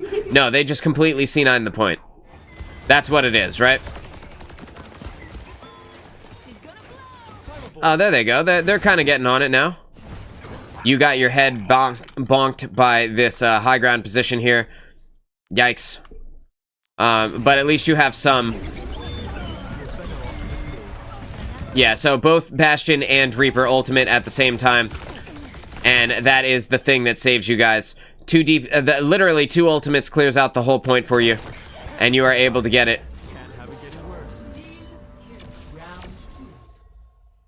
That was awful. The whole round, every bit of that round from the time you made it to the 3rd point forward was terrible. Thank God you guys got it, right? Thank God you won it in the very end on overtime. I'm really glad that you didn't lose, but it could have been so easy. It could have been so easy. You guys made it so much harder on yourselves than you needed to. There was no reason for that. I'm gonna take a sip of my coffee. Good Lord.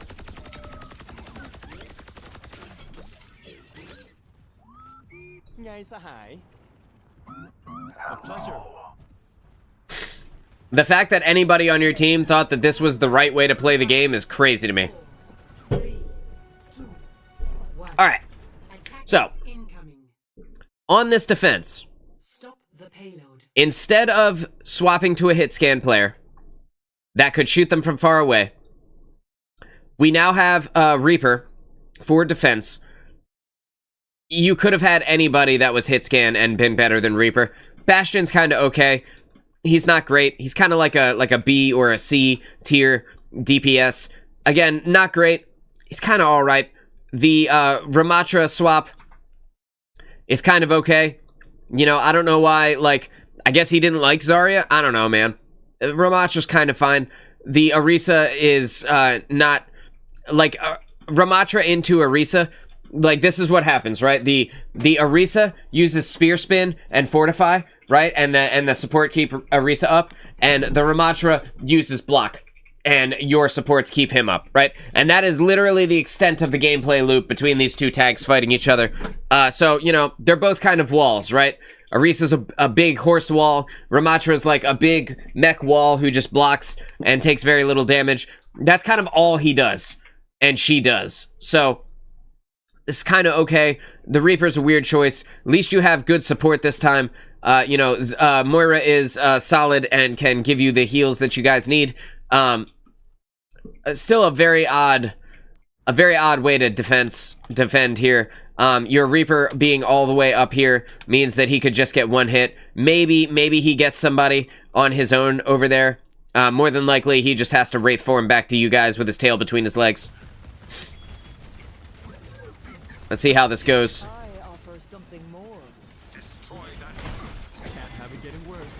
Okay. You are utilizing cover very well here. You're doing a good job keeping your, you know, your tank hasn't taken too much damage, but you're keeping him in the very small amount of armor health that he actually has. You're not conceding your high ground position, which is great. Your Bastion is getting hit pretty hard, but your Moira is on it, and you are not giving up your position to save Bastion, which is good. I think everything that you're doing right here is fine.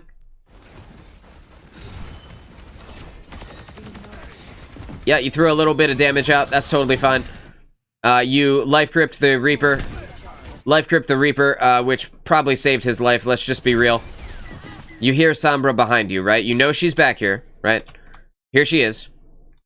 She's using her translocator right now. Your Reaper is on her. Your Bastion is on her. You know, you could also just take 1 second, turn around, and shoot her. But it looks like she is peeled effectively.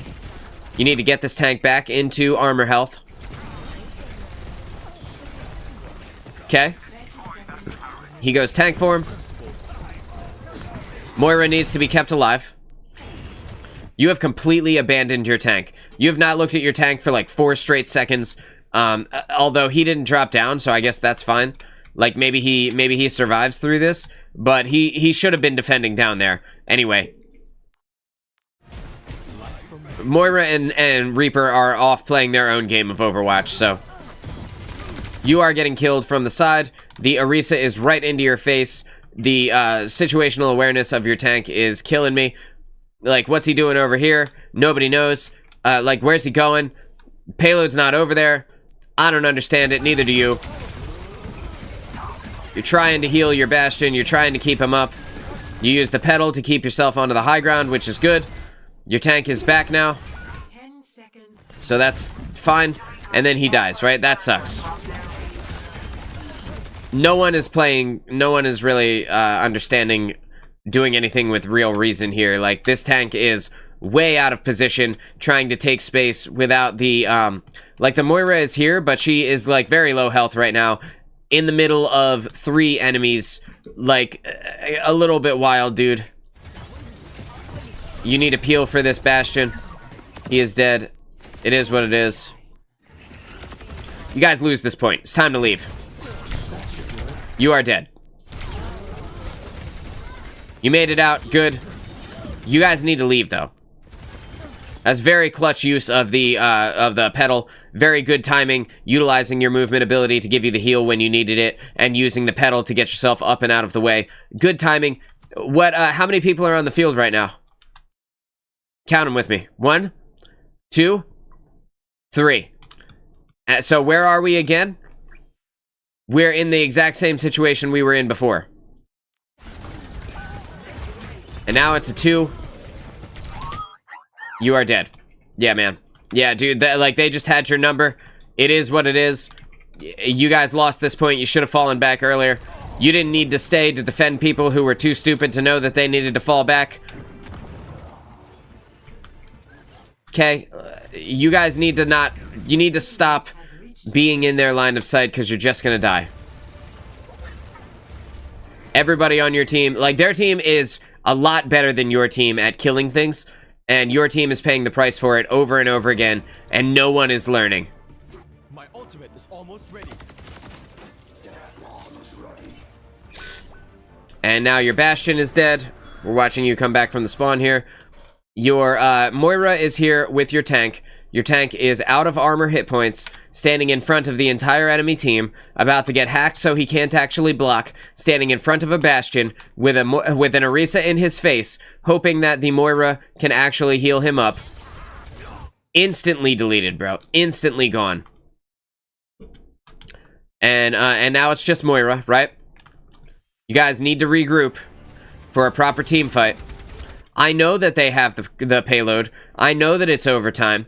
That doesn't matter. You can't win in a 3v5.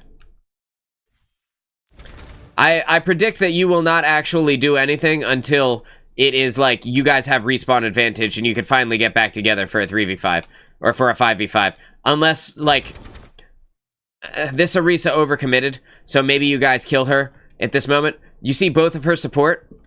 No one gives a shit about this Orisa over on their team, right? Their Orisa is the only thing that's going to save them and win them the game. Instead of Bastion being on the payload, the 2 support are on the payload, the ones who realistically need to be with her. So maybe you guys win it based off of the fact that their support don't know how to play the game. I'll be interested to find out. You are back, so I'm going to put it on you. And, I like... This is all bad, right? Nothing about this is good. The Kiriko pops up out of nowhere, hits the Suzu. She's now dropping the heals into the Orisa. What do you do? And you are dead again. Like, this is what happens, man. This is why we don't fight into a 3v5. We could have gotten together. We could have waited at the spawn. Again, I know that they have the payload. I know that it's overtime. It doesn't matter. You can't win in a 3v5. There goes Moira. She's finally leaving. Maybe she gets away, or maybe Sombra chases her. Who knows? But at this moment, she needs to stop it. She stopped, bro. She literally stopped. She stopped right here.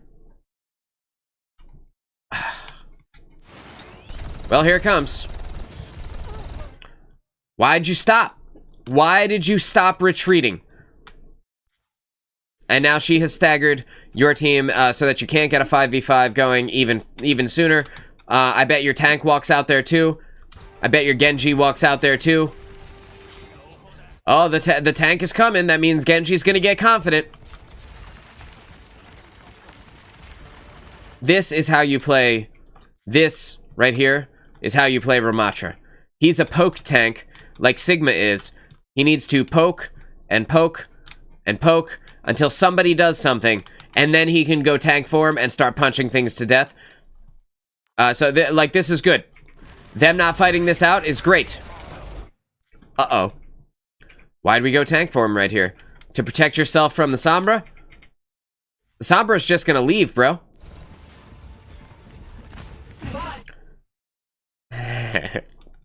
Here it goes.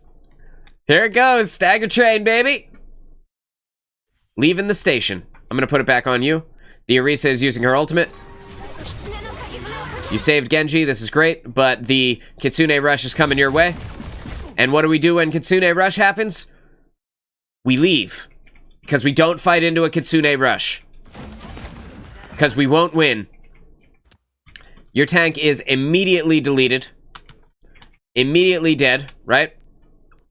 Now you are here. Your Reaper is immediately dead. You got hacked.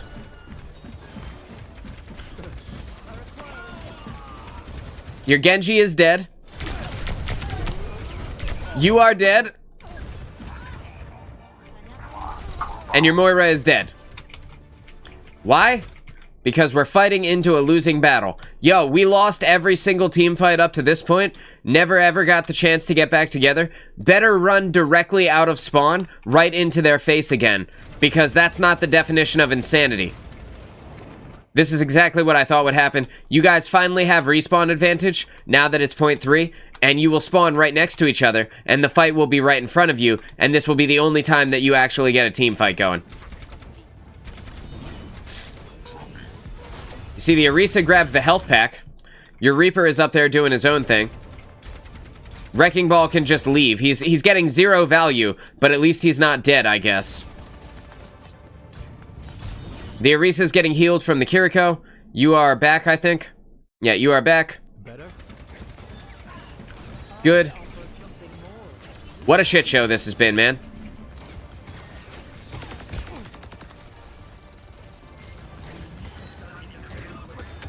Look, dude. Look at how many people are here. 1, 2, 3, 4, 5. Holy shit. We did it, bro. We're back together. We got the band back together again. I bet you guys win now. I bet you stop them. Life protects life.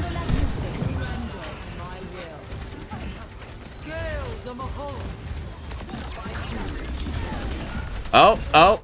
Okay, so their Sombra goes down. Your Genji goes down. It's now even. Their tank is getting very low, and I don't know if any of their support have the foresight to see this right now. I don't know if they can actually tell that their tank is getting low, because the Moira's using ultimate, so she's going to want to kill things. And the Kiriko is doing her own thing. Where's Kiriko? Kiriko is back here throwing heals out to the tank. Okay, so she does know that the tank is getting low. The tank is going to line of sight her. Maybe the tank dies. Why? Look at what happened. First of all, she didn't grab the health pack, which is stupid as fuck. She was right next to it. But look at what happened. You guys all got together. 10 seconds later, you won. Isn't that incredible? Isn't that amazing? It's almost like the game was meant to be played 5v5. Not 3v5. Not 2v5. Not stagger in when you respawn. Not immediately run out of the spawn to the fight and die. All of you together every single time, or you don't go to the fight. Right? Pretty simple. As soon as you guys got together, you won. It doesn't get better than that. As soon as you got together, you won. Alright. You are now on attack. I'm gonna put it on you. Bang, you got 15 seconds left. We do have a hit scan character, which is good. This guy is hard committed to the Reaper, so I guess we're not going to change his mind. We're back on the Zarya pick, which is kind of fine. She does deal a lot of damage. And they have a Junkrat, which is great for your Zarya, because Junkrat charges the hell out of Zarya. So she'll probably be high charge this entire time, and I bet you guys kind of walk through them. This has been wild, dude. This has been a whole ride. Yes, you wait a second. You're shooting this out because you don't know if they have a Sombra right here. Just on the off chance they have a Sombra, you're trying to get her out and out of invisibility. And also, you let the Reaper go first. And why do you let the Reaper go first? Because in chess, the pawns go first, right? Killing it, dude. Right off the start. Good job.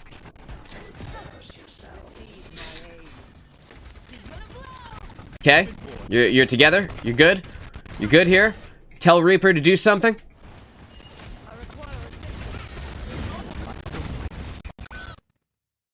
Well, you can't, that happened too fast. You couldn't have saved her. Maybe you could have life gripped her, but realistically, that happened in like 1 second, bro. That's faster than human reaction speed. You would have had to have gotten the bracket around her and hit the button before she died. It's just too fast, right? But now your team knows, shit, bro, I gotta play a little bit closer to a piece of cover. Why did you life grip him? There's no reason to have life gripped him at all.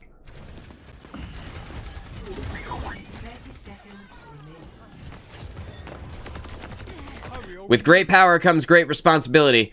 You gotta know when to use it. Other than that, everything is going well. I told you would walk through them. Your Zarya has so much charge right now. That Junkrat is feeding her. And now she is feeding if she doesn't come back. You need to call it out. Zarya, come back. I can't heal you from there. Good. Awesome. Now you life grip him. Uh-oh. Moira is beaming me from the side.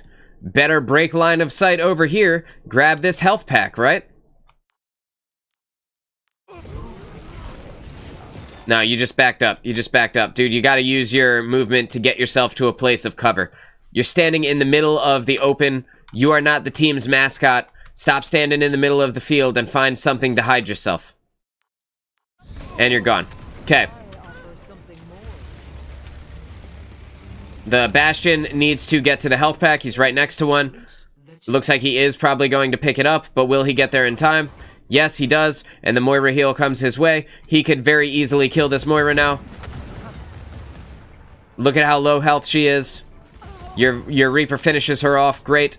Their Junkrat still out of position here. Hang on. Hang on. This shit is going crazy on my end. It's not allowing me to turn the camera. Their Junkrat's still out of position here. Very easy kill for you guys to clean up. Bang, and your Zarya gets him down. Great. You are back. I'm going to put it on you. You're pushing it around the corner. Look at how easy it is when you fight together. Look at how easy it is when there's 5 of you all fighting at the same time. Something for the sting. How much different this is.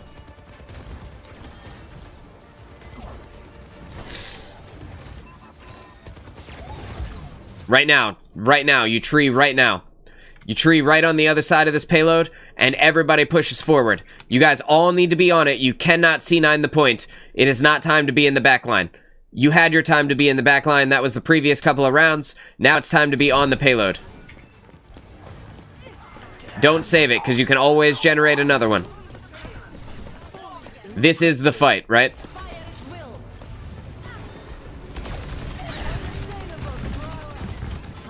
You are killing yourself in this moment by putting yourself in this Zarya's face. Thankfully, you were able to get her with the help of your team. Good job with the melee. Nice follow-up. Good.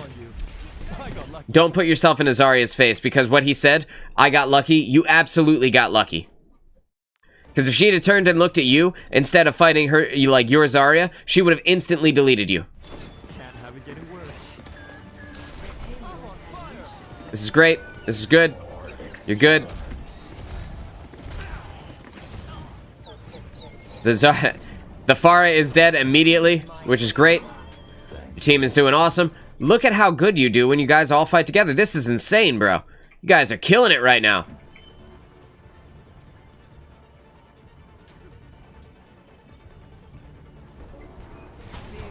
Okay. Okay, I don't know why we're still holding this tree. I guess you hold it for the very, very end. That's fine. You could have had another one, though. 100% you could have had another one. Reaper needs to stop taking the duel with the Zarya. You cannot win. You have accomplished nothing. You forced him to funnel all of his heals onto you for a long time.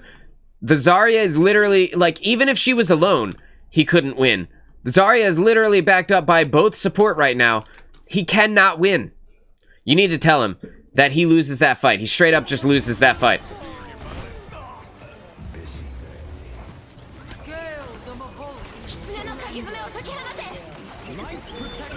Good. Good. And they C9'd the point. Why did they C9 the point? Well, these are the hard-hitting questions, right? They didn't do a very good job on the point this entire time, so I'm not really surprised. I just want to push it around here. I just want to show where they are. Where's their Zarya? Not fighting at the point, not fighting at the payload, which would actually win them the round. She's down here underneath, deciding that, like, it's time. I'm taking the flank angle, baby. Even though you guys are right here. Like, dude, what's she doing down there? Nobody knows. And they completely abandoned, like, nobody had the bravery to walk up to the point at this moment. And because nobody walked up to the point, you guys won it immediately. Look at how good you did when you all fought together. Okay, so as far as advice for this, you need to stop saving people that need to die. First of all, you gotta stop doing that. It is hurting you, it's hurting your gameplay, it's hurting your team. You're giving confidence to people that are able to do things that they shouldn't be able to get away with, and you're letting them live for it, and they need to be punished. They need to have the moment where in their brain they say, that was stupid, right? And if you don't have that moment, then you're never gonna know that what you did was stupid. So you save, like, you go in and you save people that are out of position a lot, let them die so that they know better for next time, right? After that, the other thing that you do, and you did a lot in this gameplay, is you keep staggering in. You keep going in, and then you go in, and you spawn up, and you go in, and you die, and you spawn up, and you go in, and you die. Stop. Stop doing that. Just wait for the team. Wait for everyone. Tell everyone to wait for you. Like, tell everybody to wait for the whole team. Hit the group up button over and over again. Yell at them if you have to. Type it into the chat. Say it over the voice comms. Saying it with your chest over the voice comms is the best way to make them understand, because if they hear your agitation, they will understand. But you can't get flustered in the moments where, like, they're on the payload and it's overtime and they're pushing it. Like, you can't get flustered in those moments. You have to think smarter. You have to think first, put a little bit of thought into it and say, hey, if we go in, we're just gonna stagger and die. We're just gonna end up getting killed. We're just gonna lose the game. And when you do that, you're gonna win more fights. Like, as soon as you guys got together for the 5v5, which again didn't happen in the last round until you had the respawn advantage and you spawned close enough that you realistically couldn't get away from each other. Until you finally got together for the 5v5, you were just dying over and over again. As soon as you were all together as a team, you won it immediately, right? And in this round, you spiraled the whole thing out of control. You snowballed it all the way to the end with the help of your Zarya, keeping your Zarya alive and just staying up, right? And you died once, but you did a great job in this final round, staying together and having a team fight. Like, everybody fought as a team, and you won. You know, it's a difficult concept to break yourself of, because in first-person shooters, as soon as you die, you immediately want to get back to the action. And that is normal. It's okay that you instinctively want to run back in and try and do something. You cannot do something in a 3v5. You will always lose in a 3v5. And like, the times that you win will be so ridiculously few and far between that it's not even worth going in for. It's not worth committing your life to the 3v5 at all. Make sure that you stay together. You wait in the spawn. You wait for everybody to come up. You let people die that go in on their own. If they leave the spawn when everybody is spawning up, you let them die and you wait until they come back so that you can all go in together. Because the more you stagger in, the less you will win. And when you finally get there, you will finally, like, with all 5 of you, you will actually win the fight. I promise you will. You did pretty good in this gameplay. Other than that, your Lifeweaver skills are pretty solid, but the staggering in the 3v5s over and over and over and over. No one noticed. Nobody said anything. Everybody kept doing it. That's the main thing that you could have done to improve. This game would have been super easy. You would have won with like 4 extra minutes, and you would have had 4 minutes to push the payload greater than they had. If in that moment you had just said, all right, dude, I am going to wait in the spawn for everybody to get here, and then I'm going to go, and we're going to go in again, right? If you'd have baited out their ultimates, you guys had 5 ults online, and instead of going together and using all 5 ults, you went in, 3v5, 3 people used their ultimates, you threw away your entire advantage, then the next 3 people came back, and then the final 2 ultimates were used, you threw away that advantage, and then all of your ability to win the game was kind of put on hold until you could generate more ults. You did good. Just fight with the team, right? Make them group up. And if they don't listen to you, don't save them. They need to learn or they're not going to figure it out, right? Running in, spawning in, and immediately running to the fight is not the way we play Overwatch. This isn't Call of Duty, you know, it's not Destiny. Like, you can't have an impact without your squad. So, team up, and you'll be good. Good job. Thank you, Spicy One, for sending in the gameplay. I always appreciate reviewing your stuff. I genuinely think that you are one of the better Lifeweaver players that I have seen. You do a great job making the character very strong, and I appreciate every time when I get to review your gameplay. Thanks, dude. Hope you have a better time in your future comp games. Make them fight the way it's supposed to be done. You know in your brain how it's supposed to look. I know you know. So make them play the right way, and I think you'll do better. All right. We have made it to the end of the gameplay review portion of the show. If you would like to come and play some Overwatch with me and jump into some games, you guys let me know. I would be happy to bring you guys in, and I'd be happy to run some with you. I think I'm going to queue as support today, and I'm going to play a support player since we did have a support review, and I'm going to show you the better ways to play, and hopefully in quick play I'll be able to pull that off. You know, it's even harder in quick play to get people to listen to reason, because they're just playing the game for fun. You know, they're playing whatever character they want to practice, whatever. But maybe we'll be able to show off some good tactics here in quick play. So if you want to come with me, let me know in the chat and I'll pull you in. Until then, I'm going to go ahead and queue. My cold comes back the longer I talk. I am starting to get over it though, so that's good.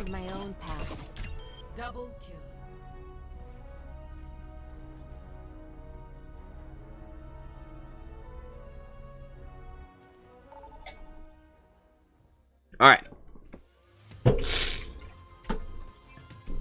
We have made it to the first game.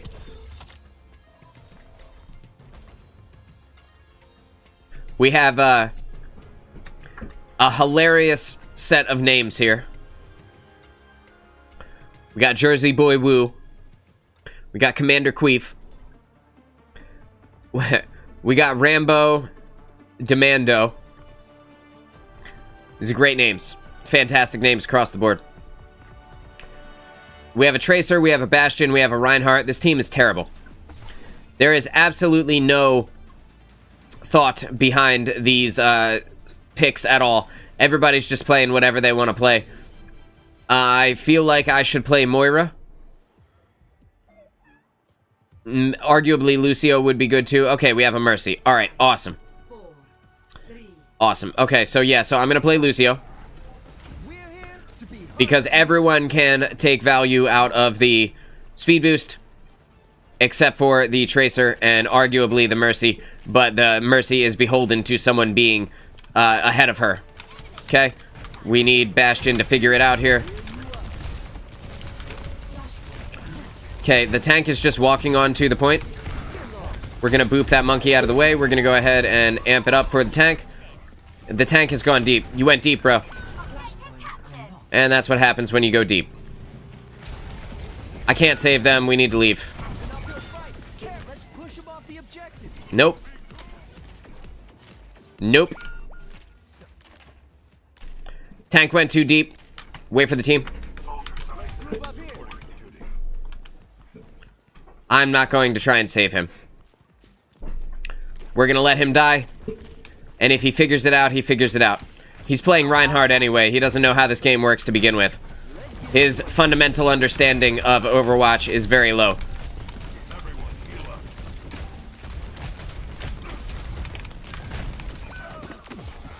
Our soldier is already dead.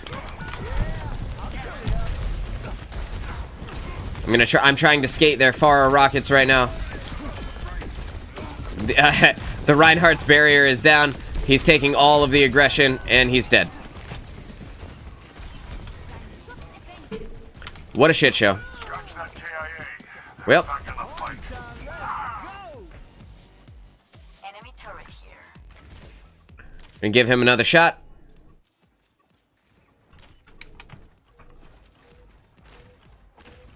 And if he does it again, I'm gonna ask, what is happening? Ryan, we need to wait for the team.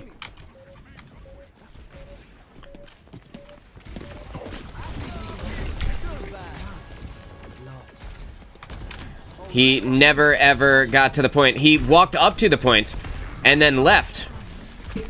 So we never got the stagger anyway. Just gonna get out of the way here. I'm gonna save Mercy.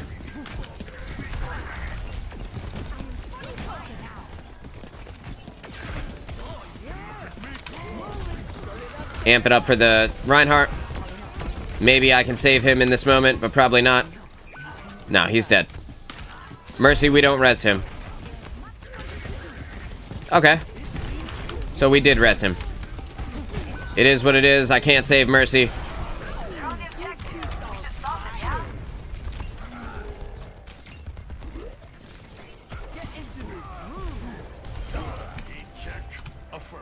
Okay.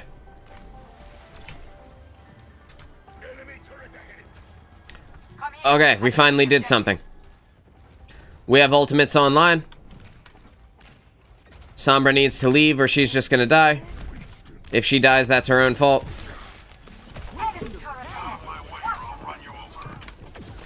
I want to save this soldier, but I can't.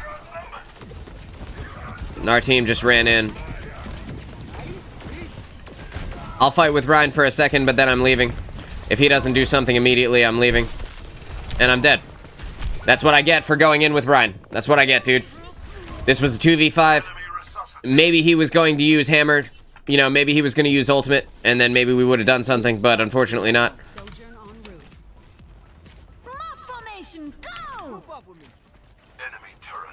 They need to come out and not die. Don't die.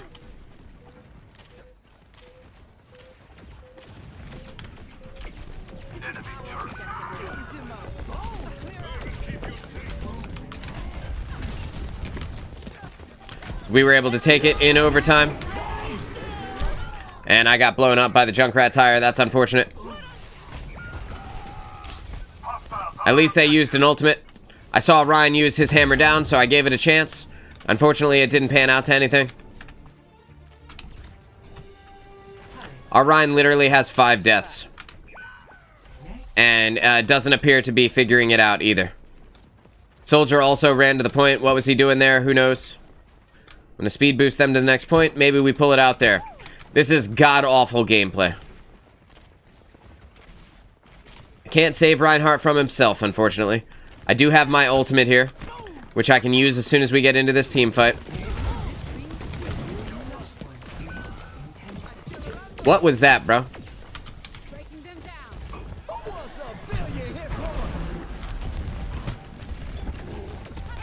Using that to save my team as we push forward here. Maybe we can put some damage in and actually get some kills. Good. And now, like, we kill this turret. And now we put damage in on this Winston. We now fight this Junkrat. I am caught, but our team is fine. We're good. We got a little bit of damage in on their team. And they're dead. Mercy is going to res somebody, so that's good. Trying to keep this Ryan alive. Need to put damage in on this Mercy. With the Winston here, I need to get out of the way. I'm gonna amp it up for the squad here. Just try and get them up and out of the way here. Ryan, swing your hammer, dog.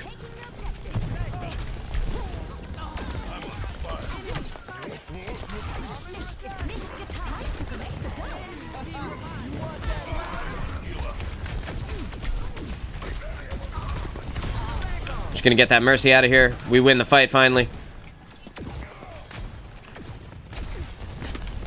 Everyone stand very still.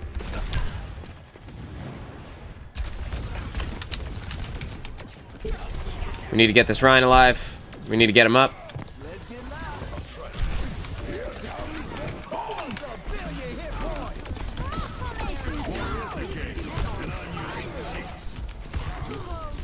And Ryan is dead.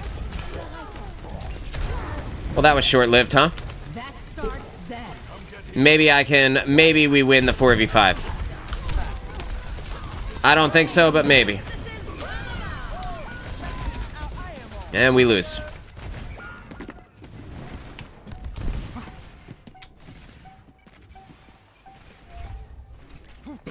Let's group up. We have one more team fight if we don't go in and throw our life away. That means you, Ryan? Oh, okay, so you're just gonna go in and throw your life away. Well, I'm gonna watch.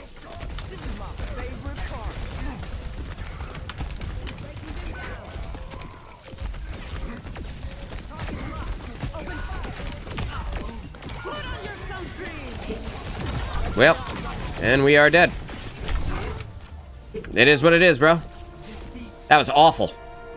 Awful gameplay on the part of that Reinhardt. He stood there with his shield up a lot. He's got a lot of mitigation. Ryan, 2 things you can do to get better. Group up with your team, turn around, make sure they're with you. And then also swing your hammer, bro. Look how long you had that shield up, my guy.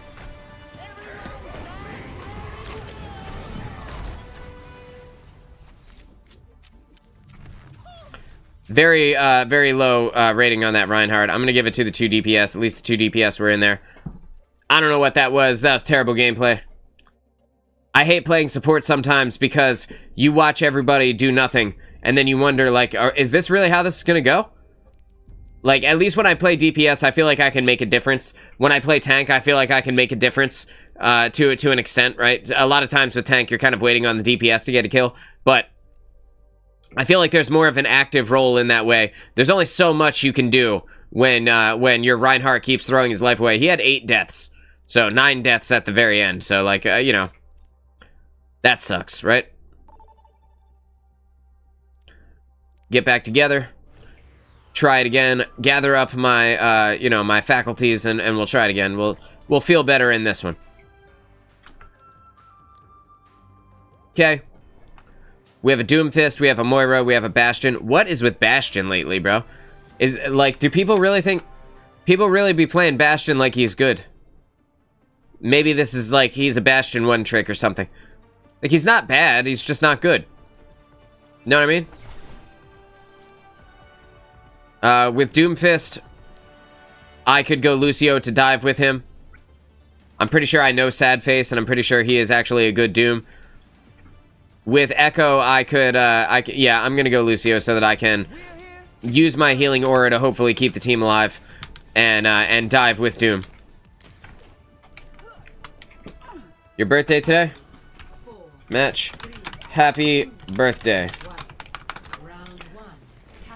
Happy birthday to Loser 101, the Echo on our team. That's fantastic. I'm glad that you are having a birthday and playing some Overwatch. I hope it's going to be a fun day.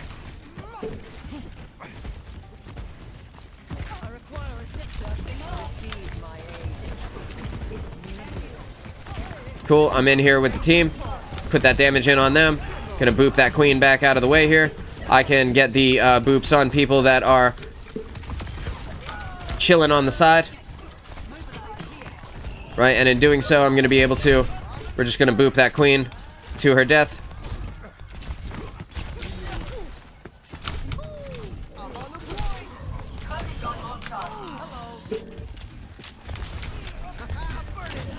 Oh, you want to come in for the 3v5? I would love to kill you. Okay, see you later, man.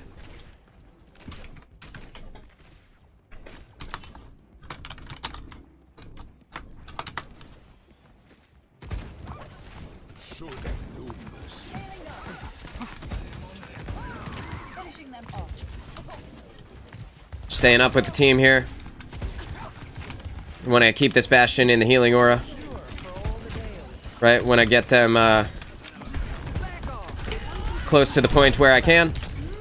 We're just gonna get that out of the way.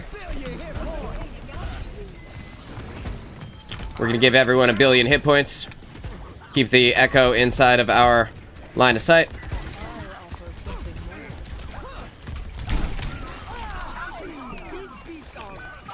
Our Doom fell off the map, so that's classic Doom. Try and save Moira.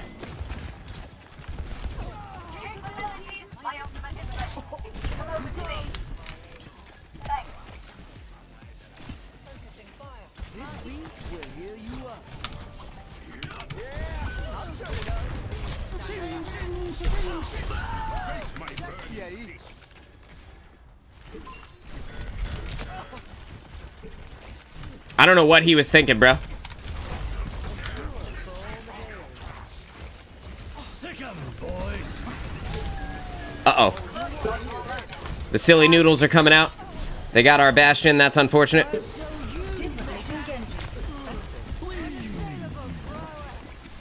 I hate the voice lines. Just let us use the regular voice lines, please, so that we can be competitive here. Good. We're good.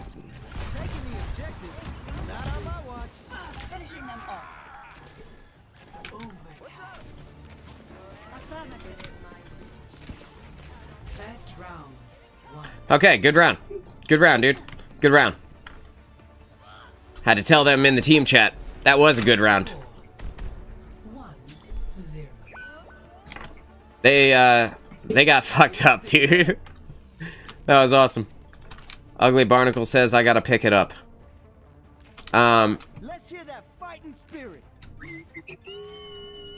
That's exactly Whatever, dude. I mean, he's doing fine. He only died twice.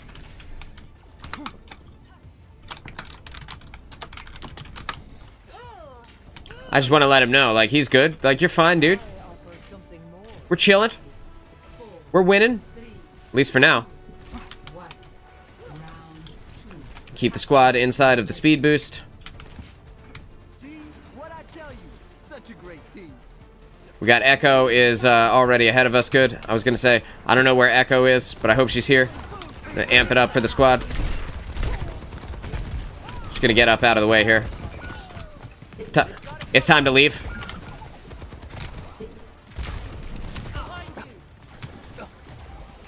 Yeah, we just back out.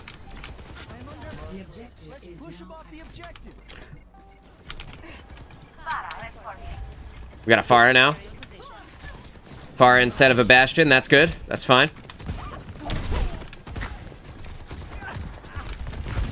What you thought you was about to do? Queen? Fuck out of here, dude. Just using the windows to be elusive. Gonna boop this brig out of the way here. Unfortunately, I was not able to save Moira. She kind of line of sighted me a little bit. I think we lose this. Yeah, we definitely lose this. Just want to let him know. Unless Doom does something crazy, I'm gonna keep him. I'm gonna stay with the Doom because there's always the chance that Doom will absolutely pop off, right? And if he does, I don't want to abandon him in the meantime. Taking some hits from that Widowmaker, and we were able to take the point there. Just gonna grab the point while we're waiting. Just grabbing the point. Using my AoE heal to make sure that everybody stays up. I'm gonna dive with Doom.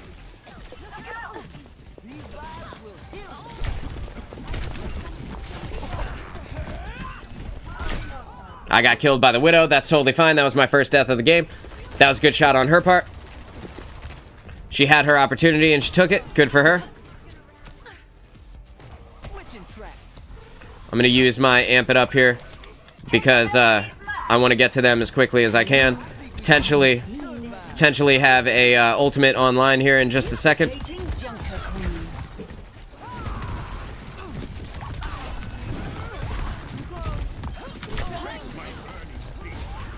Right, we know the Widow is over there, so I just gotta be careful of where she goes. I do want to keep my squad alive, so I'm gonna stay with them. I'm gonna amp it up from around this corner and then come out. We're just gonna let this Widowmaker kill herself. Smooth job, Widow.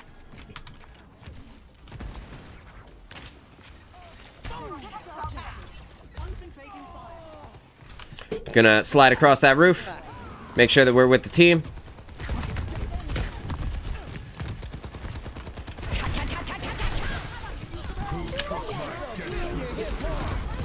Well, we got 1 billion hit points, so I'm not too worried about it, fam.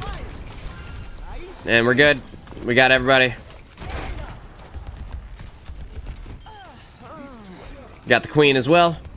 Just gonna put this over here, just in case the Widowmaker decides she wants to peek it. Staying up with the team. Putting out damage where I think the Widowmaker will be. They have to get on the point or else, right? Is able to get a little bit of damage in on that Echo. And they say, right, see that the Widow is shooting me, just gonna skate her by jumping around, being elusive, and we win. What an easy game, dude. 15-1 here on Lijiang Tower.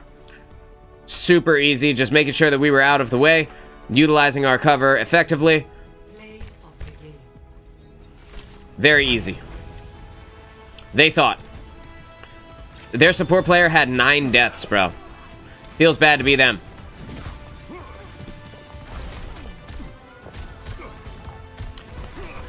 Easy. And I stayed in there. You see, my yellow circle was on the ground around that Doomfist. Even though we had lost the point, I stayed in there with that Doom because sometimes, every now and then, 1 in every 100 Doomfists is actually a badass. And that was one of them.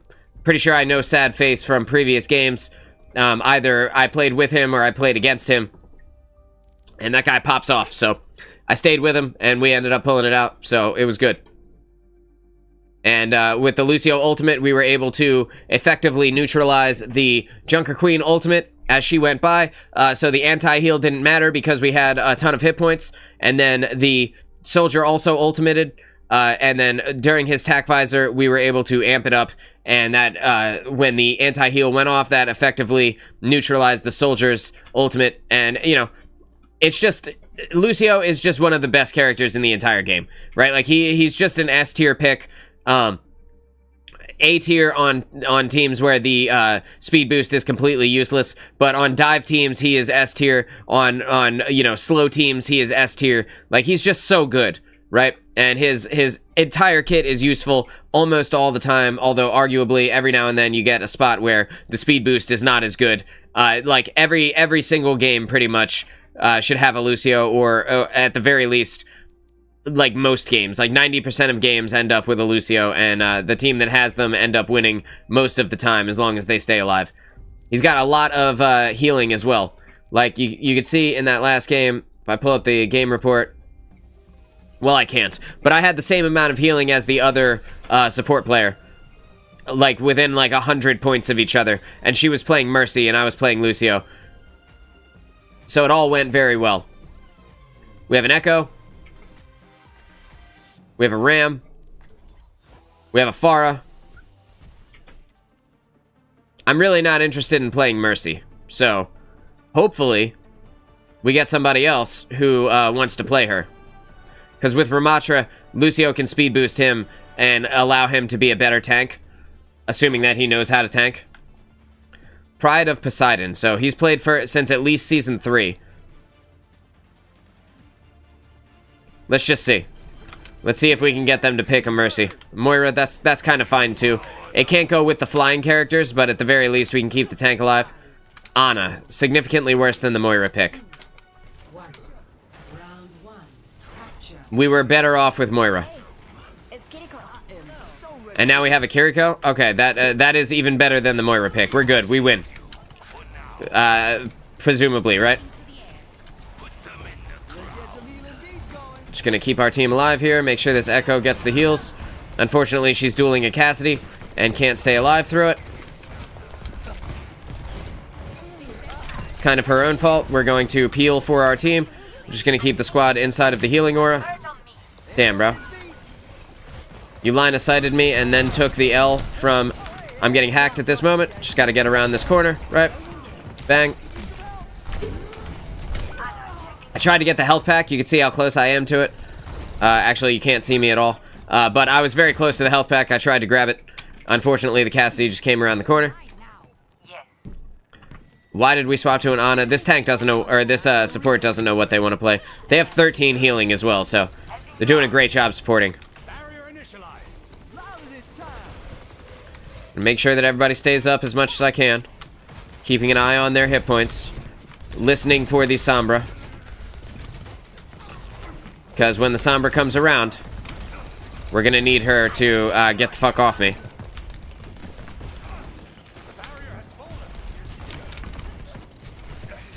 There she is. I did not mean to boop right there, but whatever. Amping.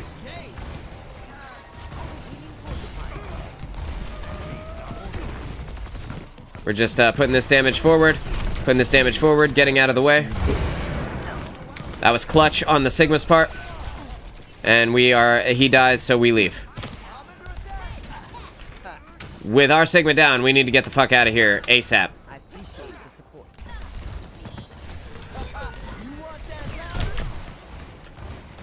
Okay. I'm about to have beat. And slide.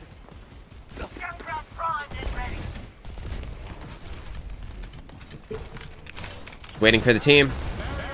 Nanoboost administered. Both teams lost their barrier there.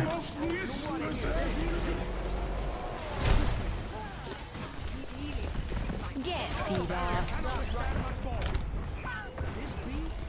Okay. Again, we're just keeping everybody alive. We're letting the ultimates go off here. Gonna save beat for if we get to the point. No, we're not doing it. What are those? Not doing it. Beware my magic tree. I was hoping that somebody would put it into overtime there. Unfortunately, we just stuck there. We stuck in that corner there. We have all of the potential to push forward and do it. I'm gonna swap over to a different support character. I'll find my own path. Let's go, let's go!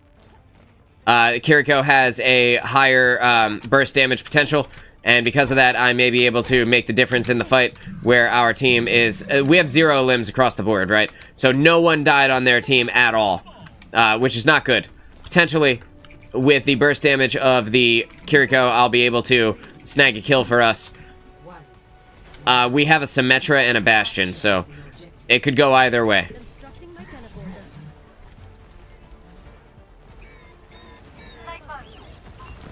Just got to be careful about where I go.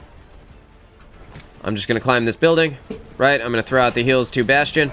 I see the sniper is on me, so I'm going to get out of the way. I'm going to Suzu. Unfortunately, the Suzu did not hit in time to save Bastion, and I can't get up with the team, so I'm just going to get back to the sim, right? And we're going to start throwing out some damage, just chucking some damage, trying to keep our team alive. Line of sighting the sniper who is over on the high ground position and can potentially see me right now. Gonna throw the Suzu out to my squad here. Gonna teleport up to the Roadhog, then drop back down so that I don't get sniped. And we are dead in this moment. Unfortunately, I can't get away. With the cube on me, I just didn't have enough health to get away. No one has killed anyone. This is really bad. This is not looking good. Okay, I learned from that. Like a gentle rain. We gotta stop fighting Sigma and fight the guys with less hit points.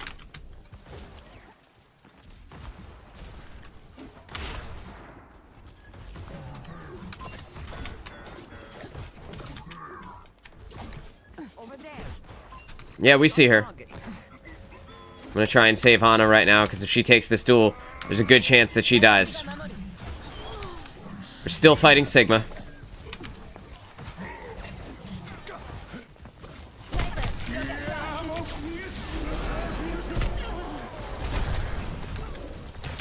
Oh my god, nuh-uh.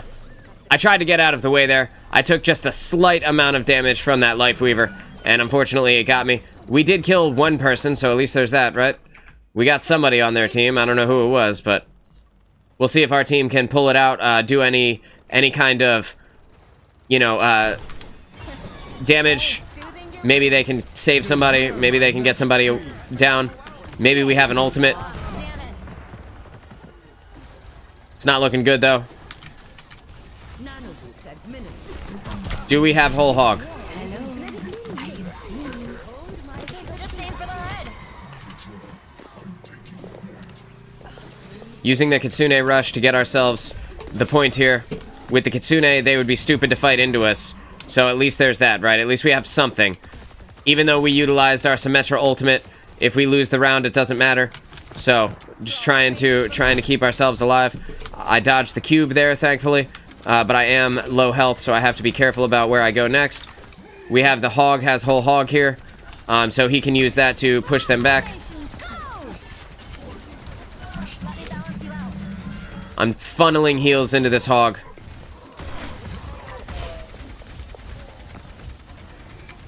And now this Bastion.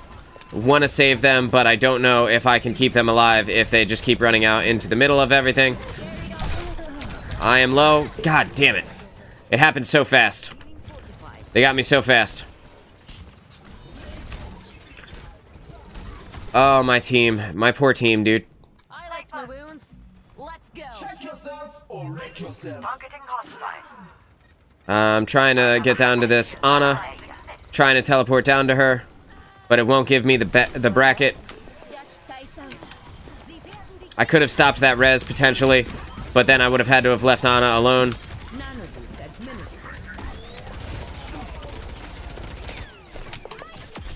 Let me kill this Widow. She fucked up. I was just trying to save my team here.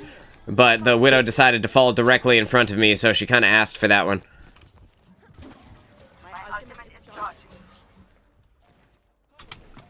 She has 5% to her next nano.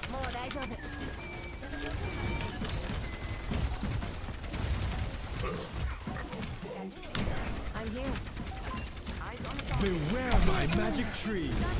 I'm getting out of the way here. Yeah, unfortunately, I got caught from the side. That is the end of this game. We did our best, man. We finally got some kills there at the very, very end. Maybe we get back together for one more. Maybe I can get there in time. It's gonna be very tough. Sim needs to use a teleporter to get onto the point. Will she use it? No.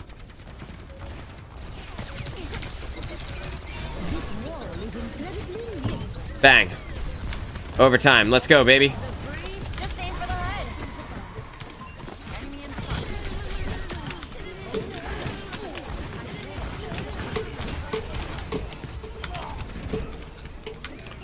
Just had to get aggressive with them. That is our only shot to have won this point. Maybe we win now, right? And we do win the round. Oh, thank God. Bro, Jesus Christ. What a round. We really had to fight for that one. I had to kill both their DPS for us to have won. And get there and use Kitsune Rush. Like, holy shit. We're evening it out, though. We're evening out the playing field a little bit here. Little bit at a time, right? We'll take those small victories. Make sure you follow them.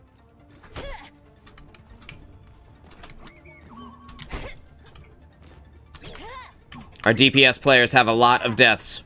Even I have a lot of deaths, but man, I'm trying so hard to keep these guys alive. 5 deaths is more than I normally get in an entire game, and we still have one more round left, so... hopefully I don't get any more. Forget what happened in the past. We just have to win. Let's go get him. Restoring balance. Sim needs to be careful. Be careful, Sim. It is Malga v. Malga here. Hey.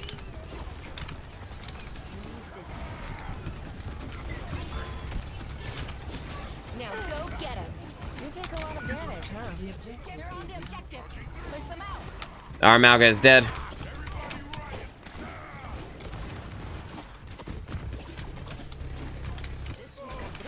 Just trying to keep my tank alive.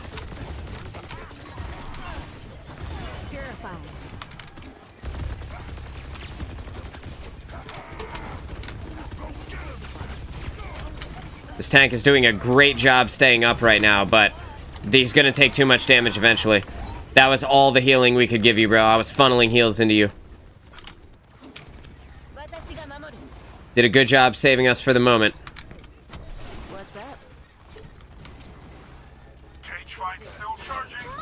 Oh no, I missed. Will he live? Hope this helps. I'm unstoppable. Just aim for the head. I'm on fire. Nah, I got caught, but at least we win this fight. No shot we lose this fight. I used Kitsune Rush, we used Nano Boost on me. I was able to get a kill. I think we win this. It's 6:30. Yep. Soldier, you had us line of sighted. You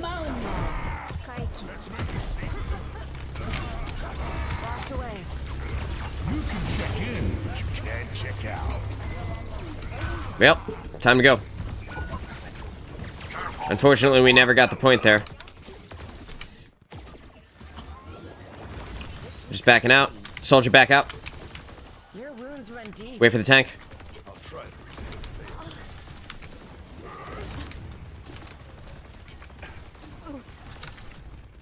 Engage those hostiles. We got ultimates online. Let's use Bastion's ult to initiate, and then we'll try to generate the attack visor here. Enemy here. Come get here. Everybody riot. Be purified. Get ready to rush the point. Carried on the wind. War is a game, and I'm using cheats. Let's put that brain to you. Beware my magic tree.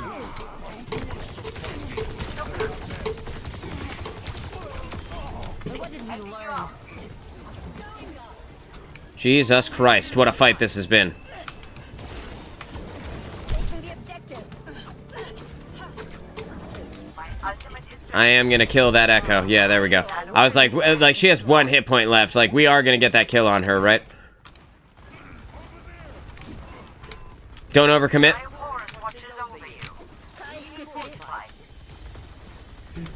I'm getting close to a Kitsune.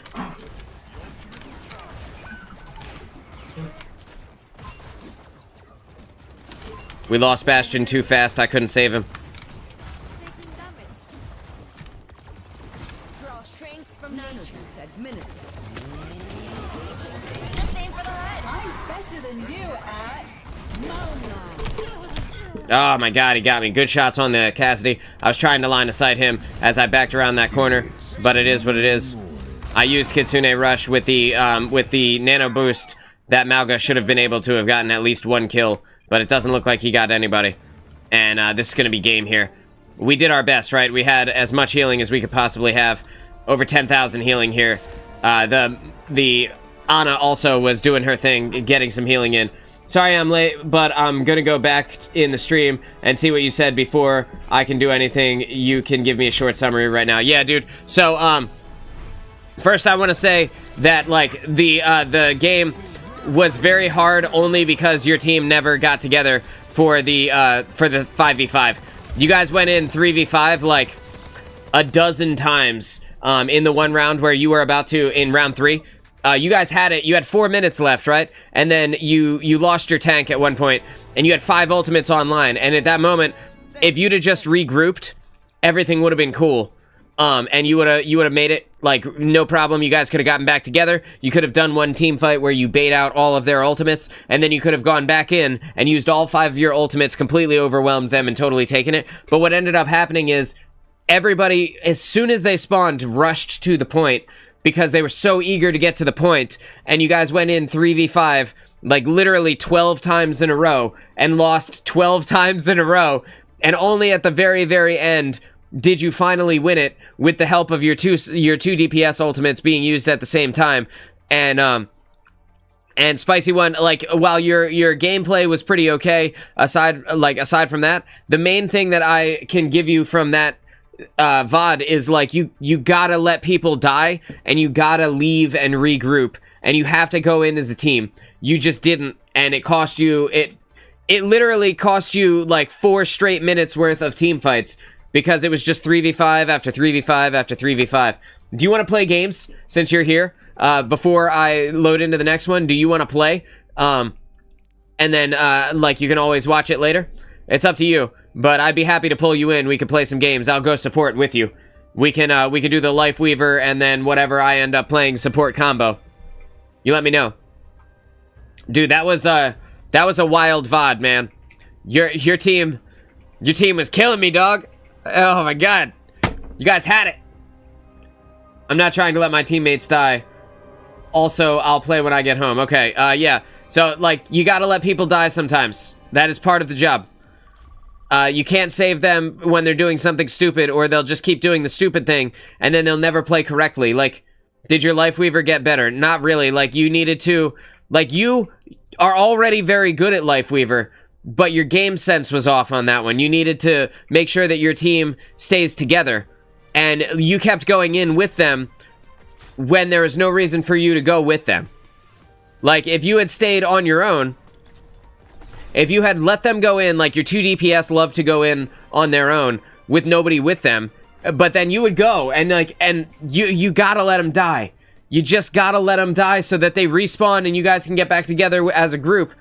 If you go with them and you die, now you have staggered your ability to get a 5v5. The whole game is about being in 5v5 fights. If you go in as a 3v5, you just lose. That is the problem, right? I know it's hard. I know it's difficult, and it feels like it feels like not what you're supposed to do as the support role. But the 5v5 is more important than keeping people alive for no reason. Your Lifeweaver is the same. Your game sense was off on that one.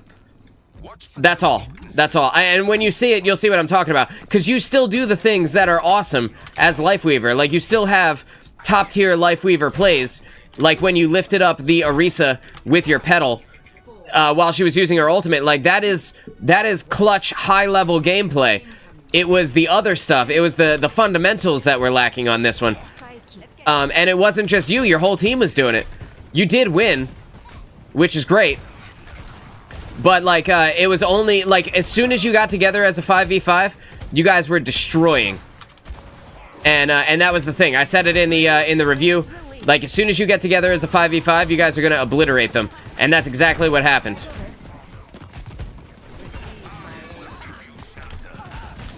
I want to heal this Sombra, but I can't. She's too far away. She's gonna have to find her own health pack right now. That's what that tank gets, dude. He couldn't stand in front of cover to save his life. I'm gonna teleport up here so that I have a nice angle on them. The Moira is dead. That was terrible. I'm gonna try and keep the squad alive here. Teleport over to the Reaper, please. There we go. I need to get out of the way. I used my Suzu to keep myself alive because I teleported in front of them, unfortunately. Yeah, this tank is just running, bro. He's running for it. He's desperate. I can't heal you through that wall, bro. I don't know what you're doing.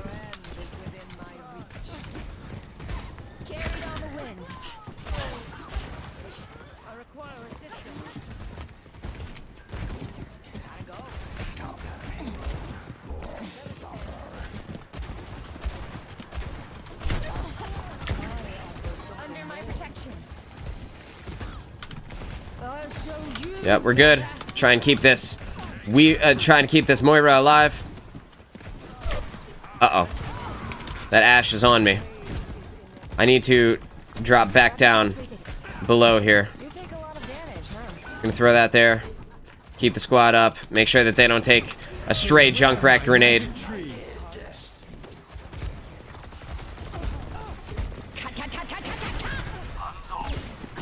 Yeah, I think we lose at this moment. Time to go.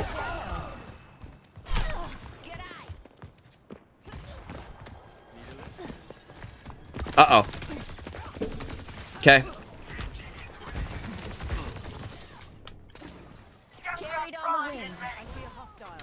Okay. Can I heal this Hanzo? Yes. Okay.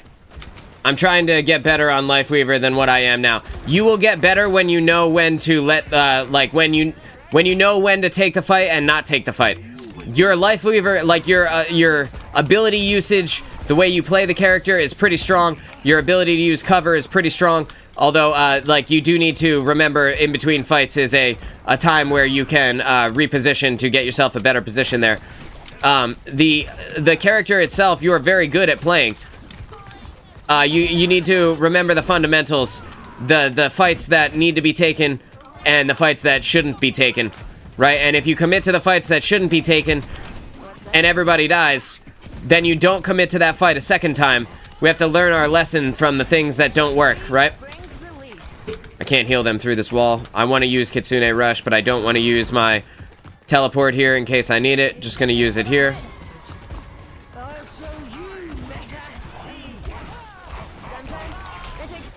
Use the Suzu to keep her alive. Well, we're just using everything. It's silly time. Of course we win. There we go. It's more than just the, you know, it's more than just the character, right? It's more than just understanding the character itself. It's about understanding Overwatch as a game.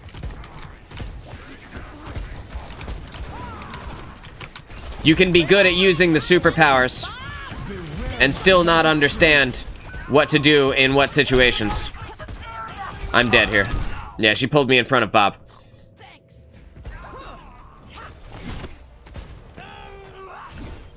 My team is doing their best, man, but man, it is not working for these guys. I miss playing DPS every time I play support. Also tank. I miss DPS when I play tank too, but less so.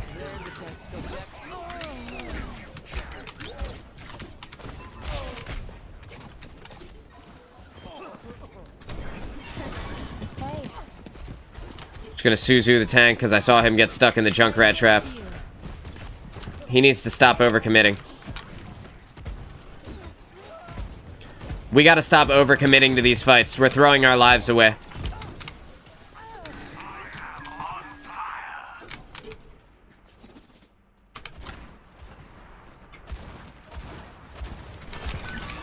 Can't save Bastion.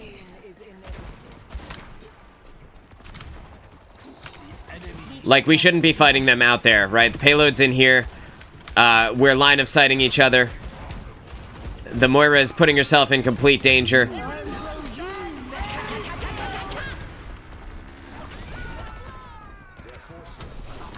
Hey.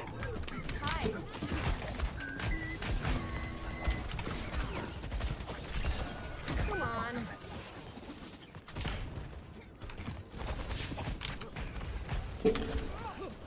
Alright, I've got my Kitsune for this next fight. Ideally, our team will get together. We'll do something together. I'd like for Bastion to come back so that I can use it with him. Just aim for the head.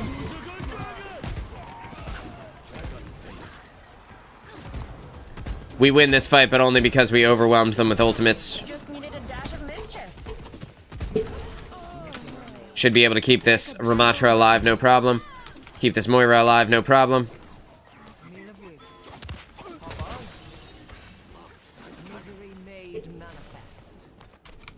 Oh, I missed. I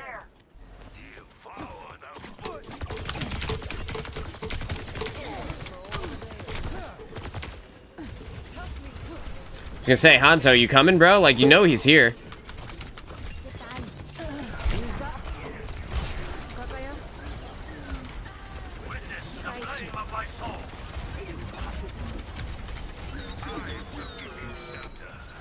Cool.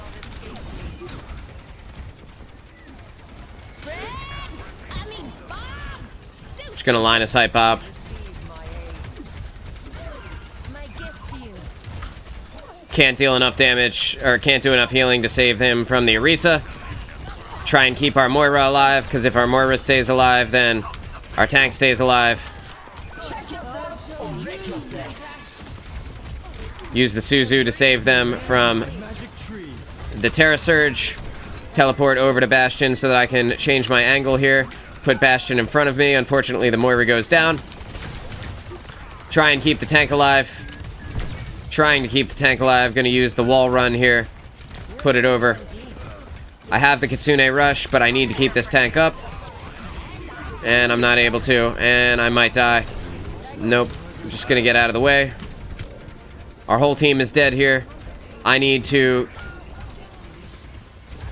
Just aim for the head. Yeah, we ain't gonna make it, dude. That was rough, man. That was rough, man. I miss playing characters. How high would I be able to climb with my Lifeweaver, with how my Lifeweaver is now? I mean, I feel like Plat is where you should be until you take the fights more effectively, right? Because in Diamond, you're gonna see people not doing...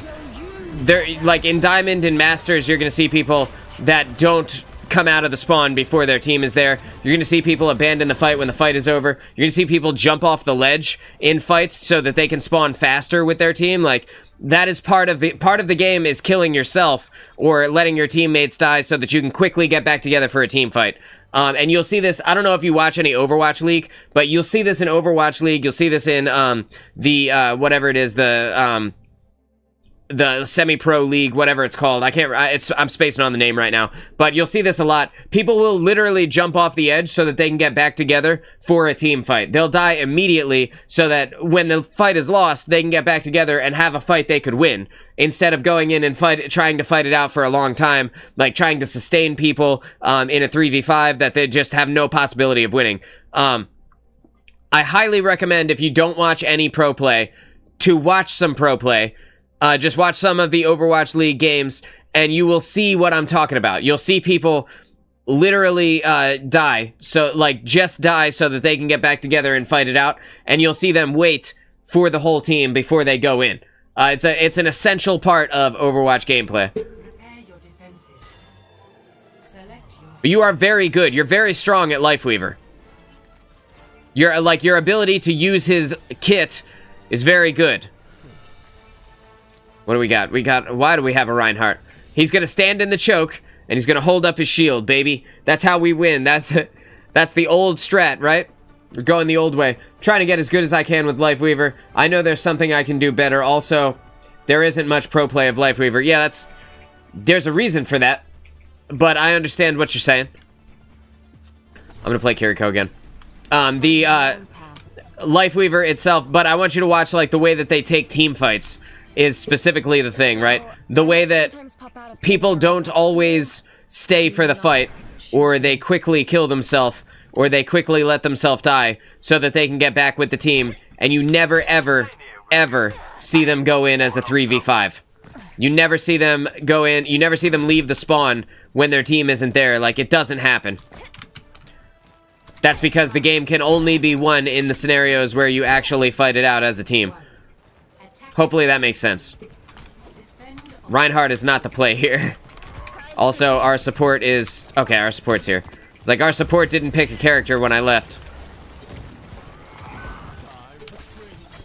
Why? Well. Ryan's dead. Yes, swing, Ryan, swing.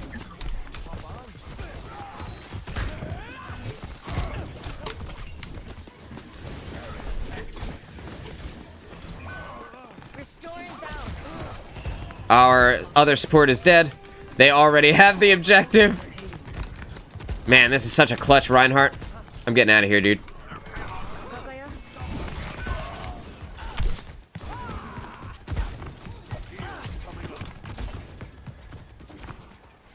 Like a gentle rain. Well. See you later, Farah. No, they don't. Group up here. Should we wait for the squad? Dispersing. Now we need to wait for the Lifeweaver. Ryan is dead.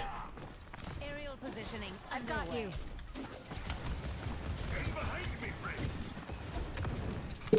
The only reason I went with him is because he said fall back.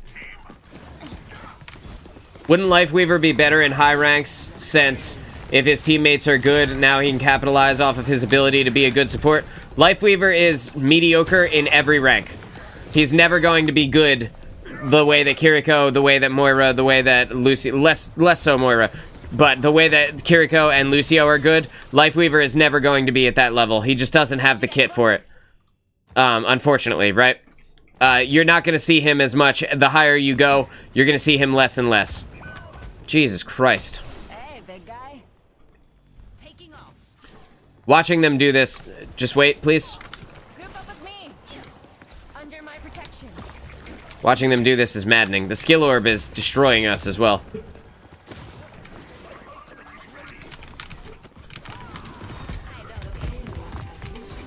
Well.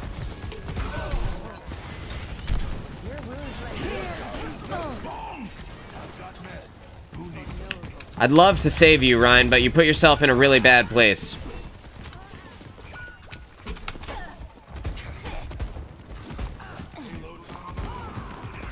Can't save him.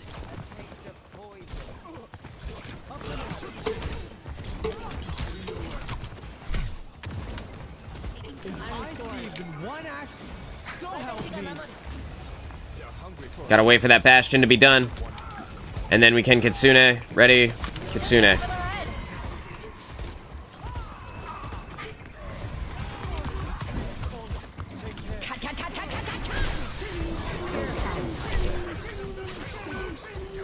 No, let me climb it. Oh, well, I can't climb it. No. That sucks, right? It wouldn't let me climb the thing. Oh, well. I heard he's situational, as in he needs good teammates to work well. That is not the case. He's always going to be like a C tier, B tier type of support. He just, like, there are just other support that are just flat out better. I'm dead, but, like, you know, it's over anyway. There are just other support that are just better, man. Like, it's not the teammates, it's Lifeweaver. Like, it's not that he's bad, because there are really no bad support. None of them are bad. It's just that he's just outclassed in every way by Kiriko and Lucio, that's all. It's not your fault. Like, don't feel bad about it. Don't be... If you love the character, play the character. That's totally fine. You can make him work, and, like, there are games you will win. But you gotta understand, like, in an equally skilled lobby, if you are Lifeweaver, and they are Kiriko, and the skill is equal, they will win, because they have a better character than you. Same thing with Moira, same thing with Lucio. If all things are equal, in an equal lobby, they will, and like, it would be the same thing if you pick, like, Baptiste, right? Or, like, Zen. Like, Zen is situationally good as well. Like, Zen's Discord Orb is good against Hog, right? Which is fine. Like, sometimes you pick Zen. But, like, Zen gets dove by Kiriko and just dies, right? Zen gets dove by Moira and just dies, right? Like, there are certain scenarios where it works and certain scenarios where it doesn't. You don't need to prove anything. Like, you are already a good Lifeweaver. You don't have anything to prove. Don't have a chip on your shoulder about proving that the character is good. The character is what the character is. You are what determines whether or not it's a good pick, right? And also your team comp, to a lesser extent your team comp. So, like, if you play a really good Weaver, then there will be times where you win games because of the cool things you can do as Lifeweaver. And simultaneously, in an equally skilled lobby, if all things are equal, which they never are, but if all things were equal, someone who plays Kiriko, Moira, or Lucio will beat you because they have a better character. It's just better. It's just a better character. That's all. They have a better kit. They're more OP, right? Like, these characters are, specifically, these three characters are very OP. It's not Lifeweaver's fault they're overpowered. And it's not your fault either. Like, you play a really good Weaver. There's nothing wrong with that. Hey there. Winston. I hate that I can't climb that. I have to climb this. And then jump. Can hear their Cassidy. Can hear their Reaper.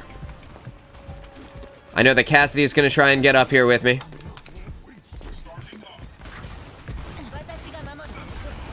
I know that they have a Hog. Just going to toss that there. Try and save my squad here. Try and put some damage in on their Mercy. I'm taking a lot of damage, so I'm going to teleport down to our Weaver. I need to get out of the way, and maybe I do, maybe I don't. I have 11 hit points left. Be careful, Shimada. Hey. And try and enable this Bastion.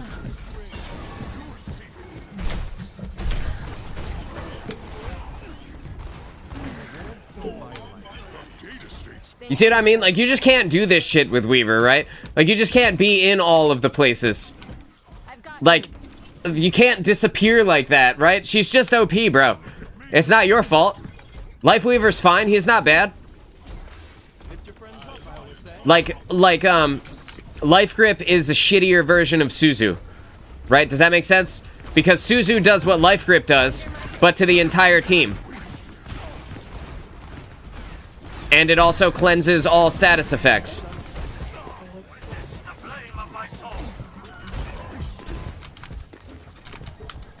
And, like, Lifeweaver can lift himself up to places with a pedal. Unfortunately, I got by that. Lifeweaver can lift himself up to places with a pedal, right? Which is a cool ability. Kiriko can climb the wall, do the exact same thing with no cooldown, right?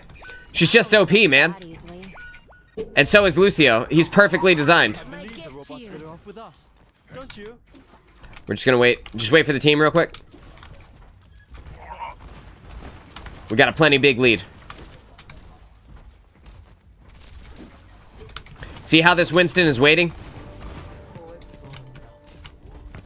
The enemy pushes the barricade. There, an enemy. I want to save this Hanzo, but I need to get up with this Winston instead. I couldn't save that Lifeweaver. He got hooked, it is what it is. But I can keep damage on, I can keep, on this Winston. Heals on this Winston. He used his barrier, so I was able to stay alive through that. Right, I'm gonna save my teleport to get out of the way if I need to. I'm close to this health pack.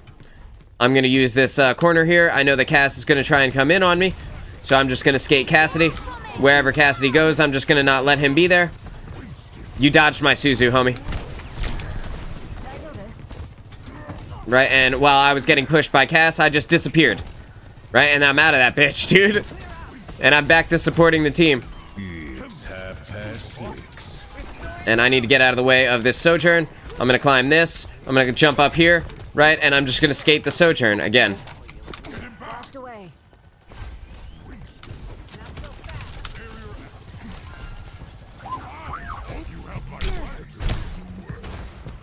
Oh no!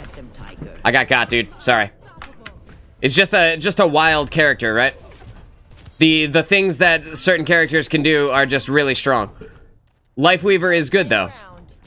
And if there was like a shitty support that I could tell you, hey, really don't play this one, like then I would, but there kind of isn't, right? Like they're all okay. Just some of them are a little bit more okay than others.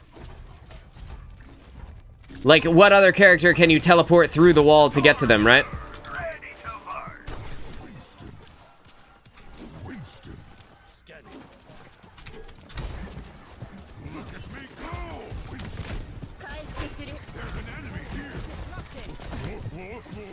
I see even one axe.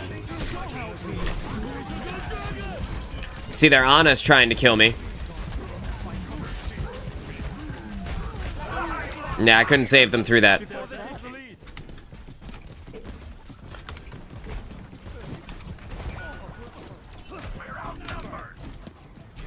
I was only saying that because I know Lifeweaver is constantly trashed on being called a bad support. Well, fuck them, bro. There is no bad support. Every support in the game is pretty good. They're all pretty strong. They all have their own, like, individual strengths. There are just some that are way OP. Just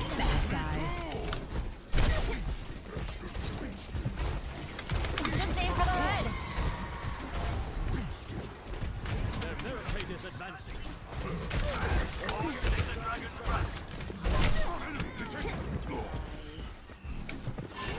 Oh no, I Suzu'd myself. Oh well, it is what it is. Moving the robot.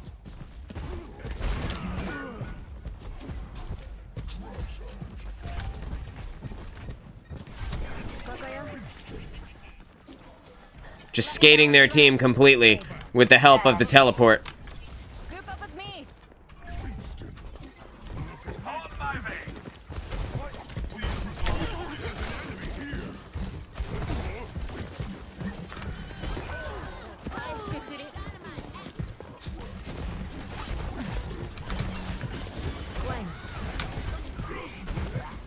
This Winston's dead if he doesn't get out. And he didn't. So I try and keep this Torb alive as I back out. Right, I hear that the Ashe is taking a lot of damage. I try and back out. I try and save her, and if I can't, I can't.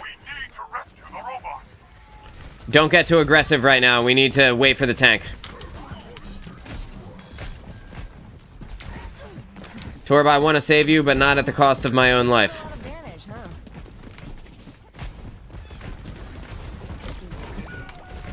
Careful, we're outnumbered. Junkrat's behind us. Yeah, I couldn't get away. I used teleport, and it was in the animation, whatever that is. You know, the slap your hands together and call it a day. But unfortunately, I didn't get out of there. Everyone We've stand got this. very still. Go get them, Tiger. Yikes, bro. Let me balance you out. We need a better tank than Winston at this moment, right? Like, we're just not doing a good job countering this hog right now. Who do we have? We have Lifeweaver. I'm close to a Suzu. Give me 1 second. Just wait. Just wait. I'm going to swap to Zen so that we have something to counter hog. Discord, we will find tranquility. No, I'm dead. Immediately dead, dude. Oh, that sucks. It is what it is. I tried to come out. Like I said, we need a better tank than Winston for this moment. While Winston is good at countering the rest of the team, he's not good at countering the hog. And the hog is snowballing their team. You see, he has 19 kills compared to the DPS players who have 10 kills each.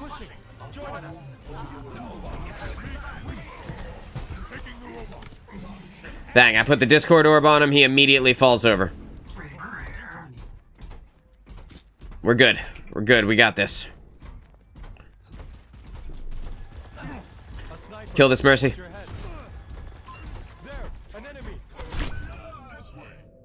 That was a good shot on her part, man. I came around that corner. I even jumped around the corner to try and get him. Wow. Lifeweaver life gripped him, but, we need to not engage as much as we can. We have plenty of time to get this back. We need to play smart, though. I really missed being able to teleport to them when I can't. You know? Takes a long fucking time to walk back as Zen. And he's in the middle of his ultimate. And I literally can't save anyone right now.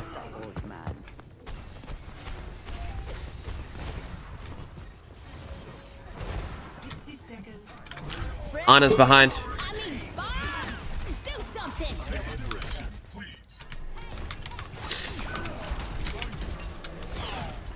There's a Widow on the side.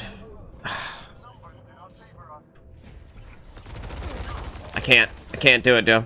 I can't do it, dude. I can't play Zen. It takes too long to get to them. I can't duel the Widow effectively when she jumps on me like that. I just don't have the mobility, right? I don't have the ability to get around. Hello, I can see you. Hey.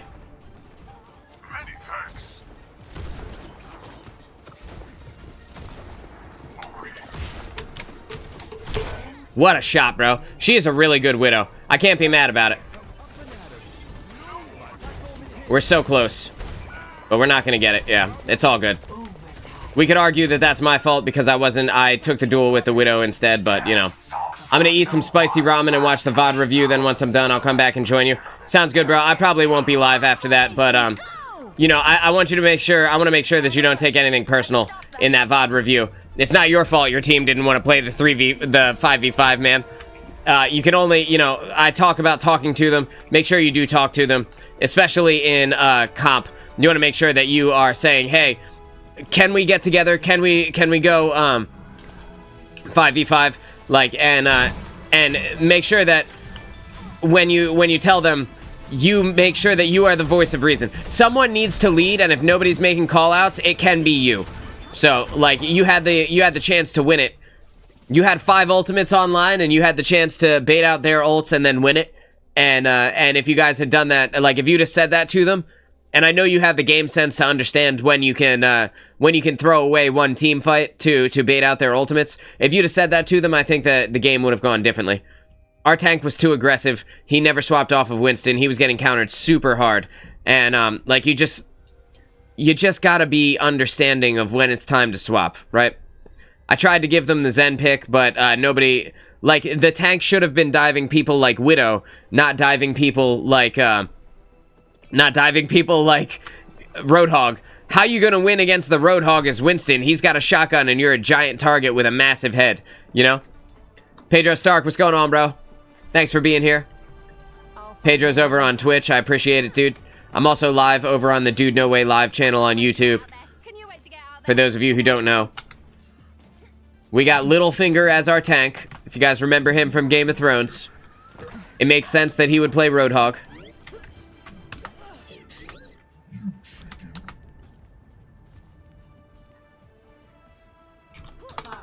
Somebody's being rude. 3, 2, 1. Round 1. Capture. Just gonna let him know. Who was that?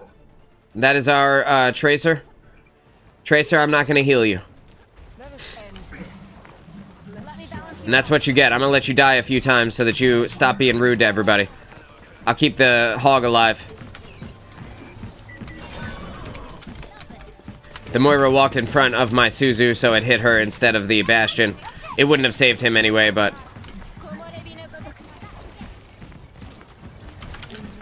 They have a Tracer and a Genji.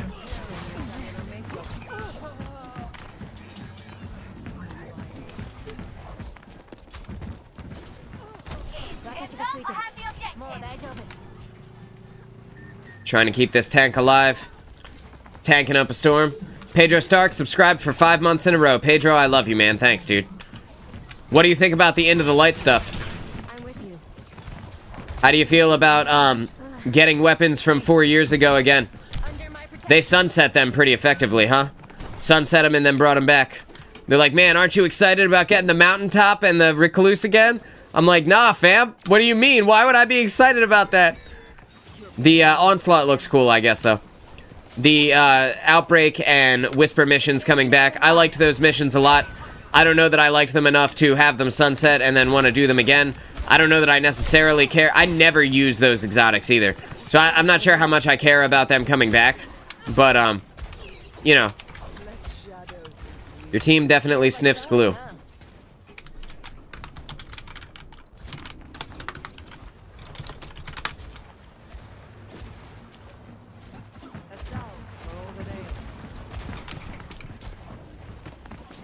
Draw strength from nature.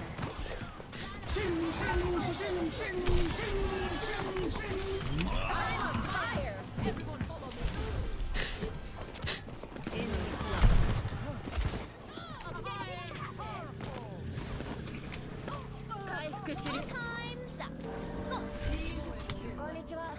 Disappointing. Doing good.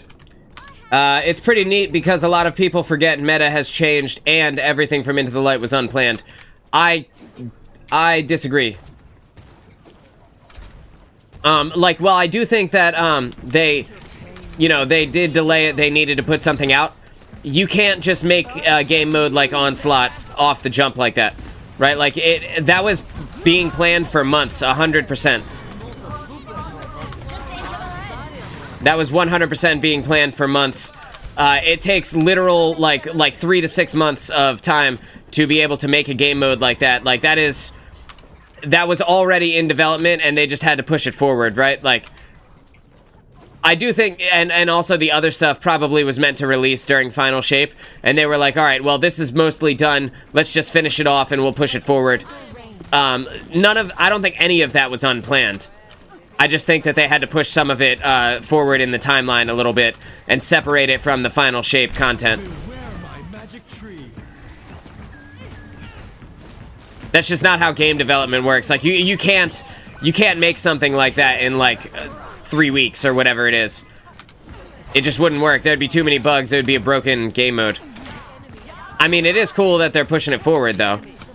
It is cool that, like, we're getting something, and it's free. I like that it's free, you know? It's nice to have a big free update. I needed to save her, but I couldn't. Can't save this Zarya either. It's just too much damage. Sorry, Zarya. I was tunneling heals into you. That's just too much damage, though. Best round lost. Doing our best. Yeah, like, so, like, what is it, Onslaught game mode was probably set to release with Into the Light, or with Final Shape, and they were like, all right, well, this is really close to being done. This is something that we can add right now if we just put like a little bit more time into it, and we could definitely release this. They were like, we have these assets that we were going to release with Into the Light, and then they were like, all right, well, push it forward, give them something, let's make it free, we'll give them something to hold them over. And like these things, they were already almost done or done anyway. So like we're safe to release them, and then we can focus on Final Shape. And I think Final Shape will be a banger. I think 100% with the time that they gave themselves to focus on that, it will be better. And not releasing these things, like kind of not releasing these nostalgia things with Final Shape, I think will also be better. Just in general, I think most of the community would rather see new stuff with the expansion they're paying for. So I think releasing this free stuff now is probably the best call possible. I'm getting hacked by a Sombra, so I'm just gonna keep moving around here. Don't know that I lived through this, but I'm certainly going to try. Jesus Christ. They just wanted me so bad. At least I survived long enough for us to get the point. Non-planned to release now. They're also making a lot of weapons from paid DLCs free on the Arsenal versions. Yeah, and the other thing, including the sniper from Vow of the Disciple, which is good. And like raid weapons that people can't otherwise have gotten, like people will never get because they're just not raiders or whatever. I think that is cool that it's coming back. I always like craftable things. I don't know why the community is like up in arms about things being craftable and like saying that they're not better. Like we went to crafted weapons because it was a better system originally, right? Like that's the whole reason why we started doing crafted weapons to begin with. Our Bastion just dies here. There's nothing we can do. It's too much. It's too much damage. The Zarya's charged. We need to get on her and kill her as fast as we can. I'm healing the fuck out of this team. They're trying, but it's not working. Yeah, our one character has 7 deaths. 7 deaths. And they think that we sniff glue. Fam, it's not us. But the, I don't know. I think crafted anything is always better than non-crafted because it lets you pick exactly what you want on it. But, like, the community is now up in arms about there's too many crafted things. And it's like, we literally made those because we hated finding random rolls that sucked. Like, how did we get to the point where now we hate crafted weapons? It's wild, bro. Everyone is going crazy right now. Every ultimate that could possibly go out is happening at the same time. The soldier is above me, so I'm just gonna stay behind here. Just try and keep everyone up as best I can. Unfortunately, that Suzu went long. We don't win in this moment.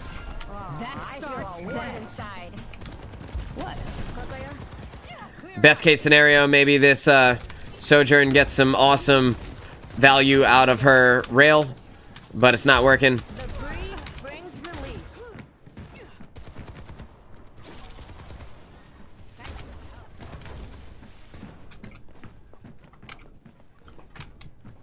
Okay. Waiting for the tank to dive. When the tank dives, I will go with him. The Sojourn is on my side here. Just aim for the head.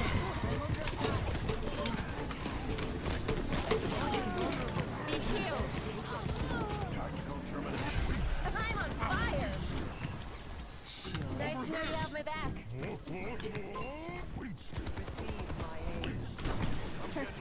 Hey. I'm doing my best to keep this team alive, dude. They are trying. They're trying hard. I gotta respect them for the attempt. Winston can't duel Zarya while she's charged up.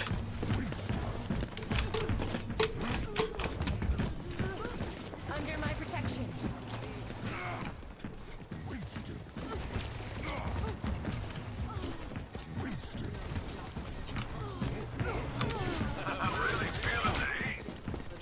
I'm here. Restoring balance.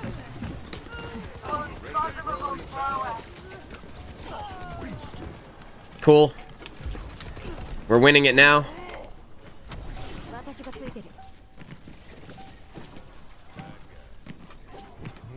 Winston. Who took my dentures? I'm dead here. Oh my god, nuh-uh. Holy shit. What a moment. It's 4:57. Y'all had it coming. Holy shit. What a crazy game. What do you think about Onslaught as a game mode in general? Like, I like the idea of the 50 rounds. Whatever it is, the 50, I think it's rounds, right? Waves. There it is, waves. I think that'll be cool. I think that the rewards from it maybe aren't something that I care too much about. They're kind of power crept versions of guns that we already had. But that being said, I think the game mode itself will be pretty fun. I'll be interested to give it a shot and just see, you know, is it enough? It's a different mode. I like that. 100%. That is new. Like, that is like the only thing that's really new, right? And I like the updates they did to the map that they put it on. I think it's Midtown, right? I love the way that Midtown looks, where it's all like pyramid shaped, like it's kind of like destroyed. I think that is super sick. The fact that it's new as well, like that's all I wanted from Destiny, is just give us things that are different, like that are new. And if you bring something back, make sure you update it. And it seems like they did that pretty effectively this time, which I'm happy about.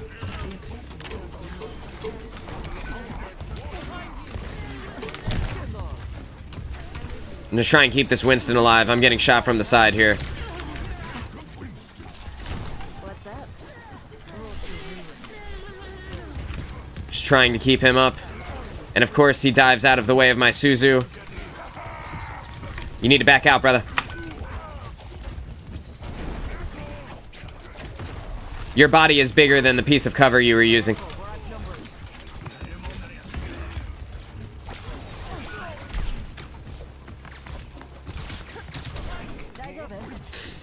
Restoring balance.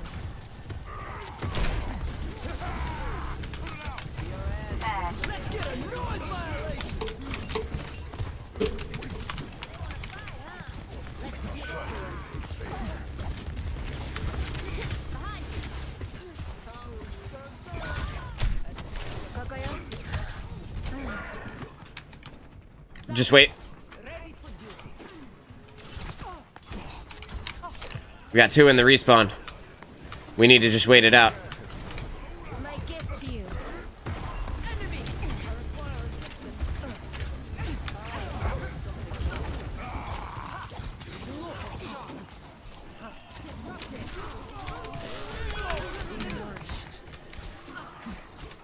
The breeze brings relief. Various maps from PvP converted by pyramids. I love the PvP map pack. Those maps look sick, bro. The new maps that are coming out with Into the Light, they look awesome, dude. I think that we've been waiting for a long time for new maps, and I think they delivered hard in that regard. I love the way that the new stuff looks. I like the Europa one. I like the Neomuna one. I think it just looks great. Bye-bye, bad guys.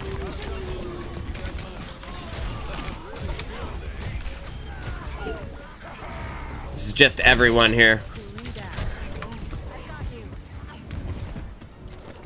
Better to use it than lose it, right? Yeah, I got stuck, but at least my Kitsune Rush went out, bro.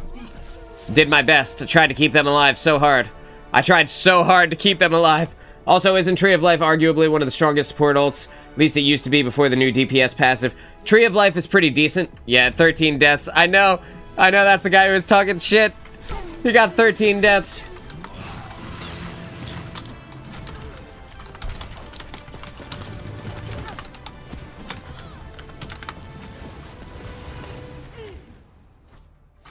My guy, I had 10,000 healing in that game. You had 13 deaths. That is your fucking fault. Do better. That's so funny. Yeah, the Tree of Life is pretty good. The amount of health, the overhealth is part of what makes it really good. So when you use it, getting those people inside and giving them the additional hit points, it's like a mini Lucio ultimate in that regard. And then it can work as a piece of cover through like attack visor or something like that. It can work as like a kind of like an AoE healing pylon, if you can think of it that way, because it pulses, right? And it pulses every few seconds. It's not a bad ultimate. It's pretty good ultimate. Like I said, I like Tree of Life the most. That's my favorite part about his kit. And Tree of Life is actually a WoW ability that got ported over, so I'm pretty excited that they put it in. Life Grip is also an ability from WoW that they ported over. The ultimate is not as strong as Kitsune Rush, though, and it's not as strong as Beat. So, in that regard, yes, it's very strong, but it's missing out on the on some of the other ones. It is equally as strong as Coalescence. It's equally as strong as Zenyatta's ult. It's better than Window. It's better than Nano Boost, and it's better than Briggs ult. And it's kind of apples and oranges with Illari. When you think of it, Illari ultimate is kind of offensive in nature, so it's kind of apples and oranges in that way. It doesn't really equate. I'm gonna play Lucio this game because we have a Cassidy and a Bastion. You love the googly eyes? Yeah, it's the April Fool's event going on right now. So all the characters have googly eyes, and the ultimates have funny voice lines, which is funny, but also it gets me caught in ultimates sometimes because you don't realize you're trained to react a certain way to certain voice lines. It doesn't always sound the way you're used to, and so sometimes you end up dying because of that. Gonna try and kill this turret here.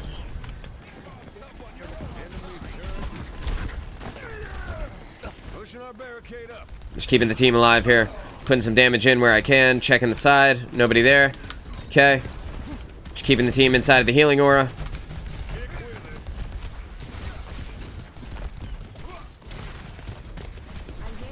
Just gonna amp it up. Just gonna boop him backwards.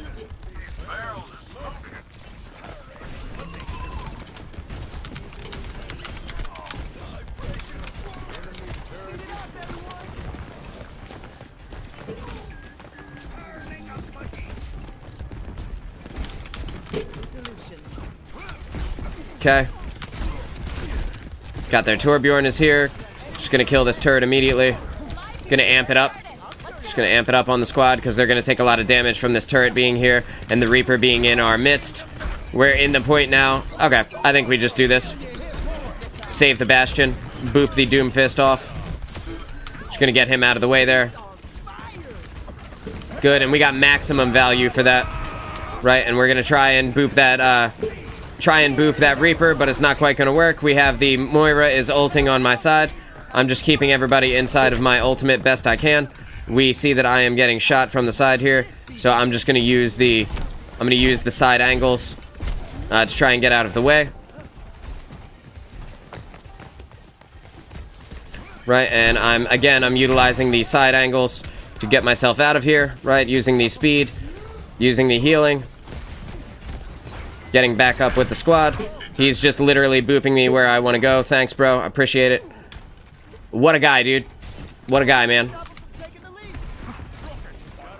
Try and save this cast, but I don't think I'm going to be able to get up to him in time. Yeah, and I don't want to put myself in a position where I'm completely vulnerable. It's time to get up with the ball and just hope for the best here. With the turret. There. I don't think I could save them. I can't save them. We're too discombobulated. The Doomfist just wants me because I killed him earlier. It's the only reason he's chasing me right now. He's playing a much slower game than we're playing. Maybe I can get to them in time.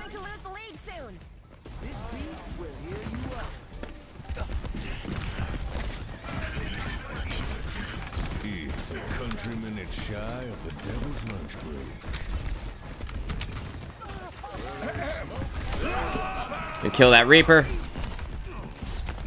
We hear the Torbjorn. I want to keep this. I want to keep this Bastion inside of my healing aura here.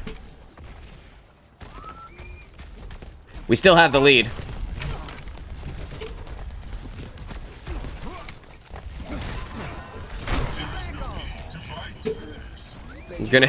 We're gonna boop him backwards and get him killed by the squad. That's what he gets. Should have played a better character. I mean, we have a Wrecking Ball, though, right? So it's like, it's kind of even. Neither one of these are, like, really great tanks. Doom is arguably better.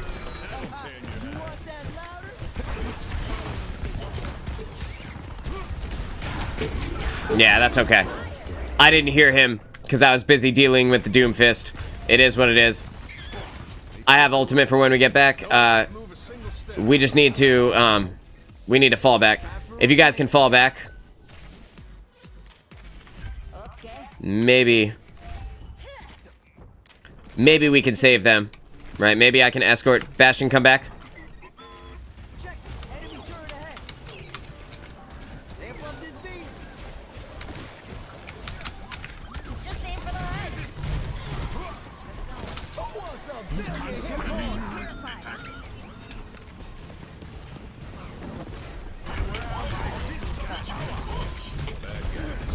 points? Shit. We're just gonna kill Doomfist. That's what he gets, dude. Pedro Stark cheered 500 bits. Pedro, thanks, dude. You're the man, man. I appreciate it. This bass hits hard. Taking the road. You gotta love it. I really appreciate that, Pedro. Thank you. Burning up.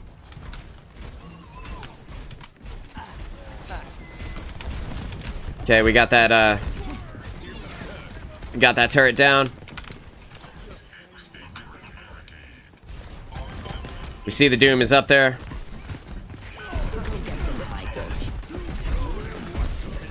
Nah, he right-clicked me. I shouldn't have gotten in his face, but we have the lead, so I was trying to get the cheeky boop. I got punished for it. That's what happens, man. That's what happens when you get in the face of Torbjorn. This music. He can right-click me and one-hit me.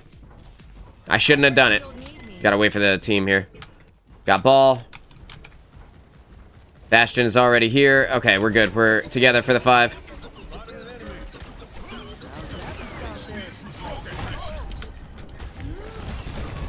Back off. This is my favorite part. Robot's ours. Yeah, you better run, fam. Watch out for that turret. Break up the game. I'm just gonna go with Doom first, or with Ball for a second. Try and keep him out of danger. Amp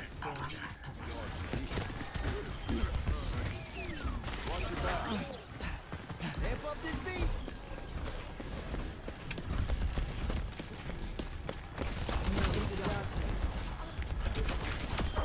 Well for you. Cool. We're doing good. Oh, here comes Doomfist again. Just gonna put this here.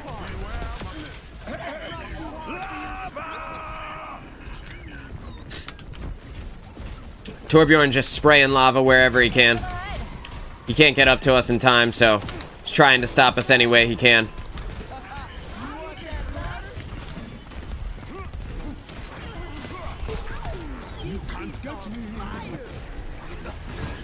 Who wants a billion hit points? Countryman is shy of the devil's name. I hear this.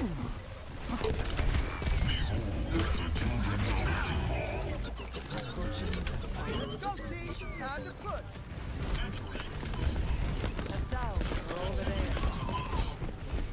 Party time, let's go. This is your warning. Amp up this beat. Here's the I was gonna say, gotta assume that that Reaper has ultimate by now, right? It's time for us to go. Enemy's got the robot. Don't let him get away. Ball, we gotta go. Okay.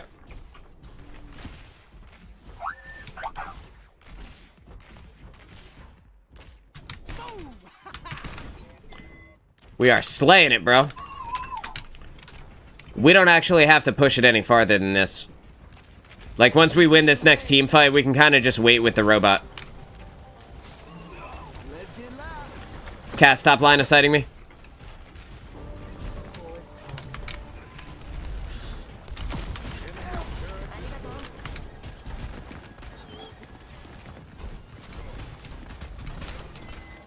This is my favorite part.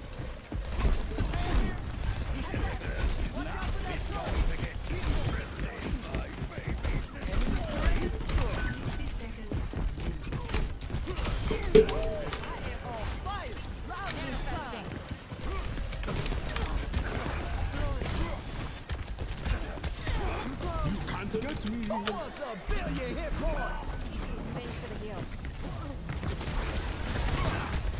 Just dropping the beat as soon as I get it, because We have plenty of time to get another ultimate by then.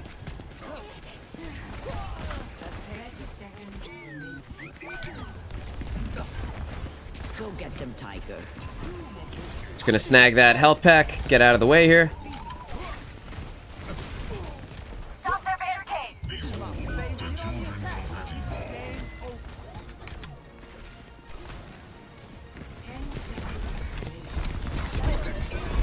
Just aim for the line.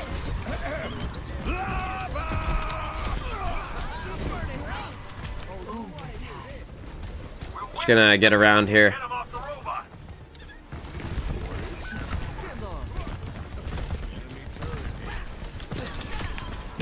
Can't hit her, so I'm just gonna push her.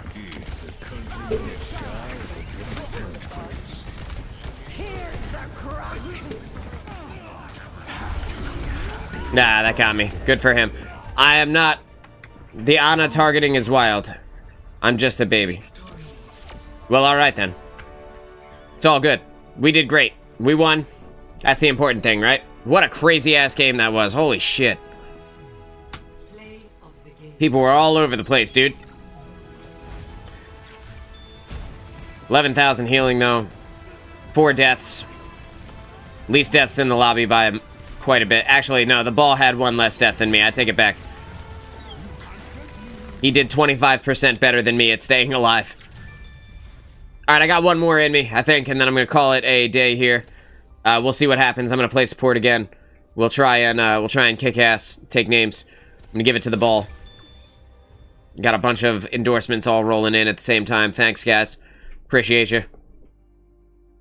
Yeah, so, Pedro, if you're still here, the one thing that I'm really looking forward to with Into the Light is the amount of people coming back and playing the game again. Like, it doesn't really matter what it is that they bring back. Oh, also, I wanted to say that I think that they never intended to time gate the weapons at all.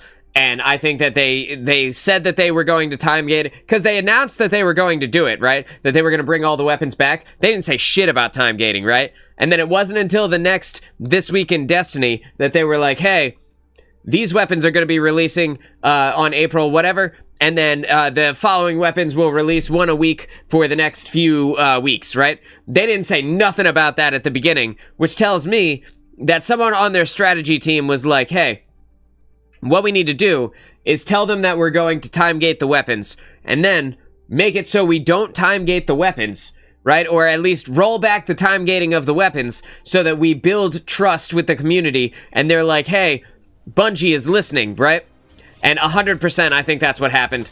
And I don't blame them. Like, that's smart. That's what I would have done. I literally called it as they said that they time gated it. I was like, oh, so they're just gonna roll this back, and then everybody's gonna be like, oh my god, Bungie W, the game is looking up, we're so fucking back, baby. And I was like, dude, you can't make this up. Like, it's so predictable. But that being said, the fact that people fell for it and they're in, that's totally fine with me. As long as they're playing the game and they're having fun again, any positive sentiment around Destiny is better than what's been happening for the last, like, year. You know what I mean? Like, it's been a rough year to be a Destiny player. People really don't like this game after Lightfall. And it's gotten worse than it was. Like, in Witch Queen, people loved the game still. So it's wild to think of how negative the community sentiment turned and how quickly. So I'm glad that they got something going on that makes them, you know, makes people want to play again, no matter what it is. I'm also glad we got something new. New game modes are always nice. Oh my god, with the Doom Fist. Just instantly deleted him. We're good to go. They have an Echo this time. They have a Sombra as well, which is going to be annoying, but not that big of a deal. Unless we get hacked over and over again, then it might be a big deal.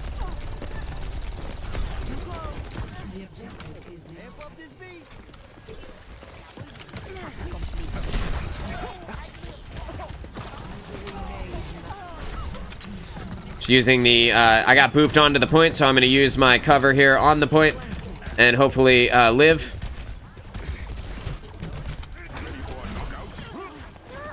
I started to get hacked there, so I'm glad I got out of the way. Just going to try and boop this Kiriko off, but I didn't, but in pushing her out of the way, it was able to stop the team from getting hit by her kunai and save us in that moment. Want to make sure that my team is in the aura. Want to make sure that the Sombra dies wherever she ends up. Unfortunately, we weren't able to. Putting some damage down in their area. I will, give me 1 second. I'll read that in 1 sec. Kill her. Yes. I just happen to say for a few friends that nothing happens if they don't play for X or Y time. It's not the only game that exists. There are way too many good games that came out lately. That nothing happens if they don't play for X or Y time. Like, you're saying, like, go play other games and enjoy them? And then come back to Destiny when something good is going on? Am I reading that right? I'm better than you at Lucio. I seriously doubt that, bitch.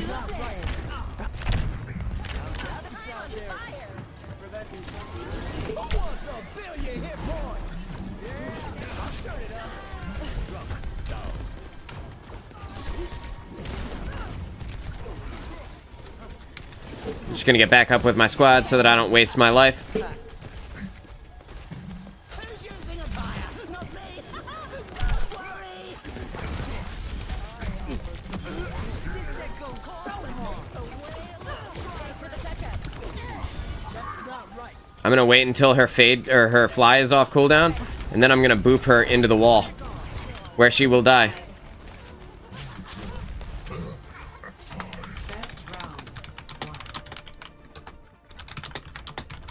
What's up? Score 1-0. Said I'm better than you at Lucio. Get up, everyone. I said turns out you're not. Tick-tock, tick-tock, tick-tock. If Mom could see me now. Watch your flanks. They might try something.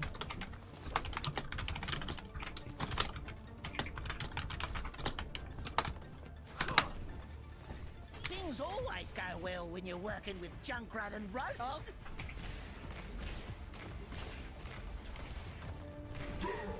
Five, 4, 3, 2, 1.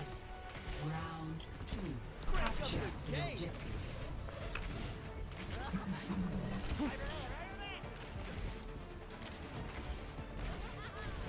I have so many hours on Lucio, bro. This beat will heal you up. The I'm better than you at Lucio is just hilarious. Yeah, so am I reading that right, Pedro? Like you're saying like play other games in the meantime when things are slow, because there's so many good games that are out right now. There's no reason not to, right?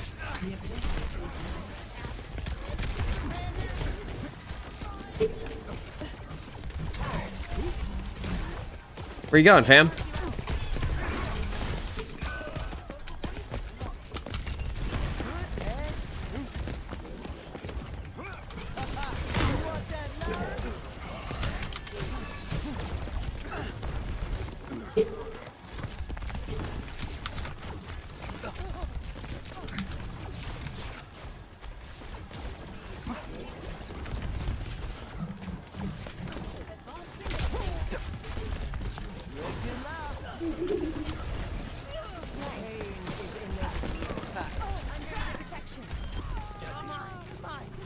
Follow through.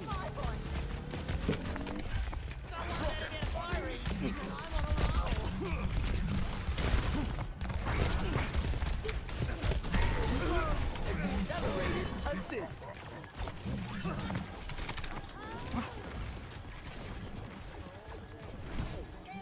Enemy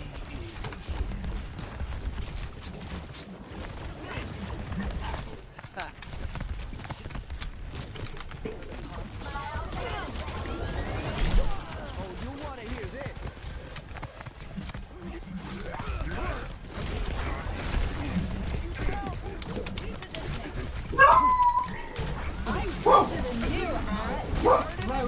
Well,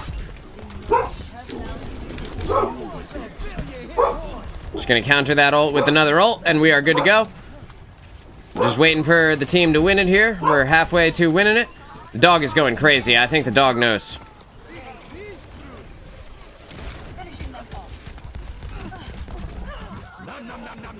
Yep, we're good. Just waiting it out. Waiting out the, Hanzo died, unfortunately. He died to his fellow silly noodle.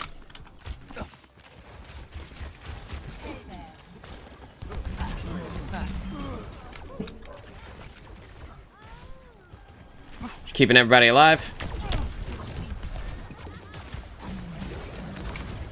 Someone doesn't have fun anymore for any reason. The world doesn't end if they don't play for a while. 100%, man. And, like, not playing, like, if you want Destiny to change, the best way to make it change is to not play. And this is something that's hard for a lot of people to understand. But, like, you win more with your time. You show them that things need to change more by not investing your time than any other way, right? Like, you investing your money is one thing. They'll take your money regardless, right? Like, they'll take your money. They'll understand that, like, hey, like, people are having a good time or they're not having a good time. But the way that you really show them that you want something to be different is you say, hey, I'm gonna play something else for a while. And then they will figure out, hey, you know what? Maybe the thing that we've been doing isn't the thing that's going to get us to where we want to be. And then they'll change things. Like, Bungie is one of those reactive developers that just straight up, they just won't change things unless you give them a reason to. Like, they literally said in their interview about seasons, like, they focus on not over-delivering. And, like, when you think about that, like, that sounds crazy, right? Like, it sounds out of control for a company to be like, well, the main way that we make it happen, the main way that we make seasons work is by not giving them too much content, which is wild, dude. Like, no other company could get away with that. But, like, the way that we didn't like the seasonal model, and we told them over and over again, hey, we're not into this seasonal model, could you please change it? And then they didn't, and then another year went by and they didn't. Eventually people fell off, and then the certified minus 45% revenue meme came out, right? And there's a reason why the revenue went down. It's because, like, we had already bought Lightfall. We already paid for the year, so they already had our money, right? But the only way to get meaningful change was to stop investing time into things that don't matter, right? And then we stopped, right? A lot of us stopped, and then all of a sudden, we get all of this cool shit coming with Into the Light. They delay Final Shape to make it better, right? And this is also because of Sony, because Sony is like, hey, we're gonna take over your company if you don't do it right. If you don't fix something, if you don't make it better, then we're going to take over your company and there's nothing you can do about it. And Bungie's like, oh shit, I really don't want to lose, like, the administrative control of our company, and we don't want to lose the autonomy of being a separate company. So they're like, hey, well, we got to figure out what to do. So they delayed Final Shape. They pushed forward the things that they were developing and made the Into the Light content patch. And they built up a rapport again. They're starting to mend the trust that they lost with the consumer. And, like, the only way, literally the only way that we could make them do that is by not investing time into things that we don't like. And we did it. Like, they did it. They have fixed a lot of the PvP issues. They made a whole new PvP like sandbox, right, with the special ammo meter. And I know that there's kind of up in the air right now because they're talking about bringing special ammo boxes back, and so hopefully they don't, because the way that they fix PvP, I think it's called Checkmate is, like, so good compared to the old PvP where it's like ability spam, special ammo spam, just all over the place. Like, it's so good. It's such a good version of Destiny. And then they also brought out these maps, which were separate. They were already working on. But after delaying Final Shape, pushing forward this content patch is huge. The main, like, the biggest thing that we did is, like, stopping playing was such a benefit for us who love the game. Not only talks, they showed that on some of the 3 new maps there are actually special ammo crates. And I don't like that part, right? I think a lot of the community who likes PvP is more into the special ammo meter because it forces you to play the game. It forces you to, like, it rewards you for doing what you already did, but it rewards you in a way that makes the game more fun, right? Like, you get kills, you get the ability to continue to get kills, right? With the one-shot potential of a sniper or a shotgun or a grenade launcher, right? And then, like, heavy ammo, I feel like, is the only thing that should come from crates. The crate system for special, I saw a lot of them are, like, some of them are even in the spawn. And, like, I I don't want free special ammo being handed out everywhere. The primary game is what makes Destiny have gunfights. That is the gunplay that we as PvP players talk about when we say Destiny has the best gunplay of any shooter in the industry. The primary game, the back and forth of primaries is specifically what we mean. So, like, to add the special ammo crates, I don't know, man. I'm not a huge fan of that. I hope that they revert the change to special, because the checkmate system that they have right now is so good. It's so perfectly, like, I don't want to say perfectly, but it's exactly what we wanted in terms of ability management to special ammo to actual primary gunfights. Like, we want primary to be most of PvP. And then sometimes there's special, and then sometimes there's abilities. And I think that they have a good balance right now. And I'll be interested to see what they do with that as the weeks move forward closer to final shape. But I do think we will see the special ammo crates appear in the game. But I do hope that they revert it. The only way they're going to revert it is if the entire PvP community complains about it. And we know that's not going to happen. I don't know. I think that... Remember I said that I don't think they ever intended to actually timegate the weapons. I don't think they ever actually intend to add the special ammo crates in a serious way. I think they're going to add them, and then they're going to revert them as another way to make it feel like they're listening to us, right? Like they're listening to the changes that we want made. And like they do these things, like they do it kind of in a silly way, right? Like, they never talked about time gating until all of a sudden they were time gating, right? And they were fine with the checkmate system until all of a sudden now there's special ammo crates, right? And I know that they're iterating, they're trying different things, but I think this is another way for them to be like, we're listening. And I think it's dope that they are listening. I wish that there was like maybe a better way to build the trust, but I don't, you're right about the PvP community never agreeing on anything. I think that's people in general, but specifically PvP. Not only are they going to be wildly passionate about it, but they're not going to give a shit what anybody else thinks. They're going to have their opinion, and they're going to have it loud, because those are like the loudest like, that is the vocal minority of Destiny, right? The people that post on Reddit, the people that post on Twitter. A lot of these people are PvP enthusiasts, and they love the game because of the PvP. I don't think there's anything wrong with that. I just wish that it was maybe like a little bit less heated when they talked about it. But I do think Into the Light is going to be a banger. I think a lot of people are going to be really excited about it. I don't know how much I'm going to play it. I do want to come back and try out Onslaught, and I want to give that a shot. I want to give it a go. I don't really care so much for the weapons. I don't care about the shiny weapons. I don't really, that part doesn't really interest me. It's the gameplay that I want to get into, right? The loot is like a secondary aspect of Destiny, in my opinion. Everybody always talks about how they want better rewards. I'm kind of the opposite in that regard. Like, I get tired of sifting through all of the guns and armor and stuff that they give. Like, at a certain point in the season, I literally just let my postmaster fill up, and then I just let everything get deleted, because I don't care about the rewards. I just want to play the game, bro. Like, I just want to be able to get in there and play some cool Destiny experiences. And, like, after a certain point, you have a version of all of these weapons, right? You already have this grenade launcher, like, not specifically Mountaintop, because that's, that's almost like an exotic in and of itself without the exotic tag. But, like, you already have a version of all of these weapons before. So, I don't know. Kind of makes you, like, the rewards don't really seem that interesting to me, but I do want to play the gameplay part.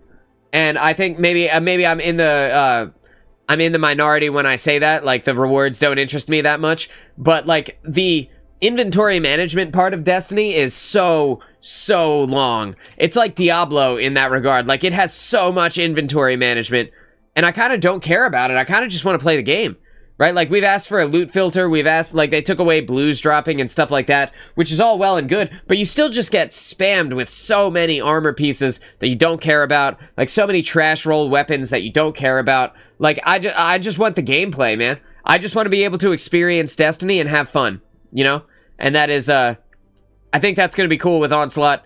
I don't really care what the rewards are. I just want to go through the 50 waves, I just want to see the 50 waves and beat its ass and then have a good time. And then maybe I put Destiny up until Final Shape comes out, And, I think that's a healthy way to play the game, a healthy way to consume it. And I do think that it was cool of them to have put all of that in. all of the additional things that they added to Destiny between Final Shape and now.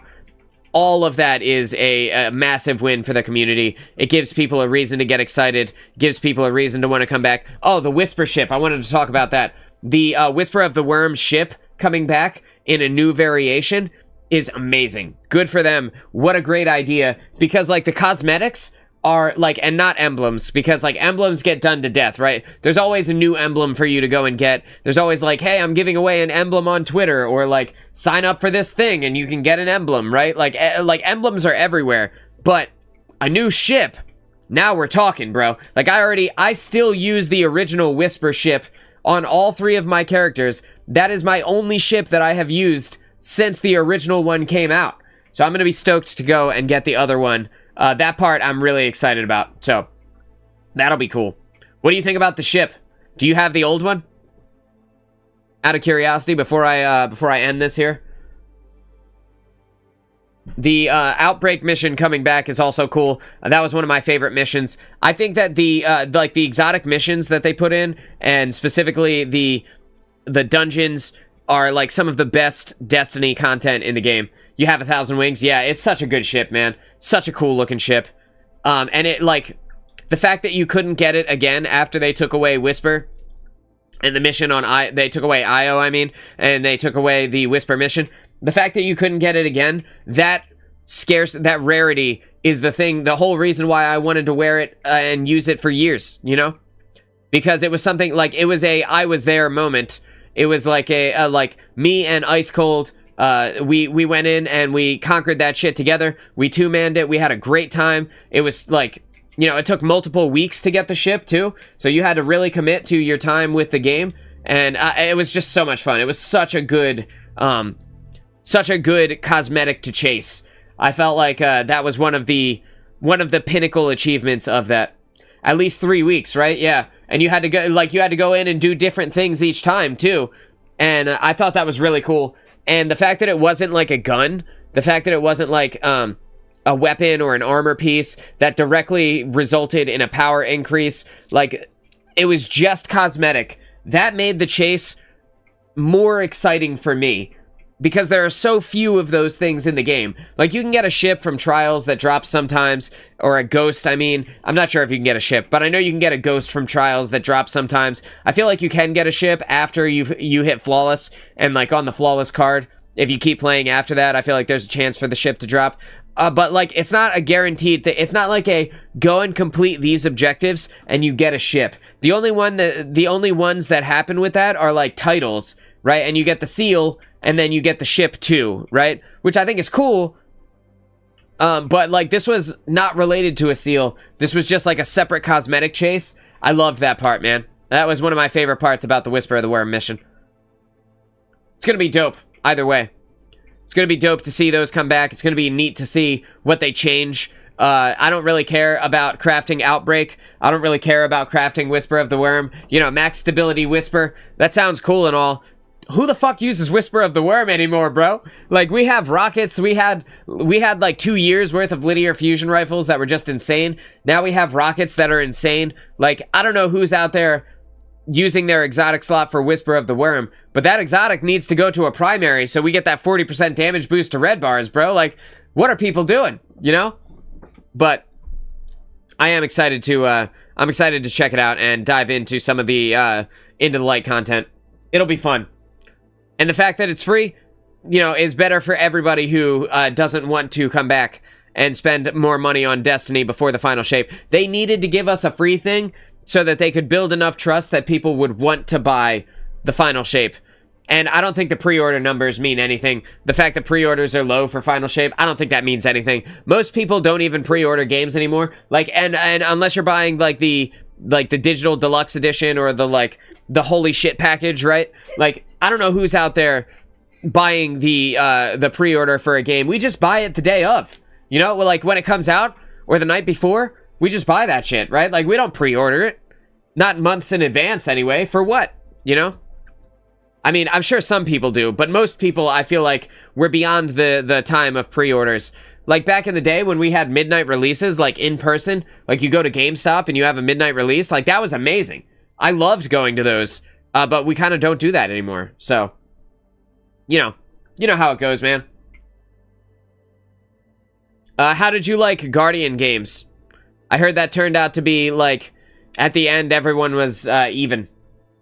I never really engaged with Guardian games. I don't know, man. The event wasn't that interesting to me. I don't have, like, a one class versus another class bias. I think all of the classes are good at a certain thing and bad at other things, and I think that the rock, paper, scissors aspect of them is pretty cool. Aside from Banner Titan, which is just insane, I think everything else is pretty alright. I only played Guardian games until I got the exotic skimmer. Couldn't care less about the event. I feel like a lot of people felt that way.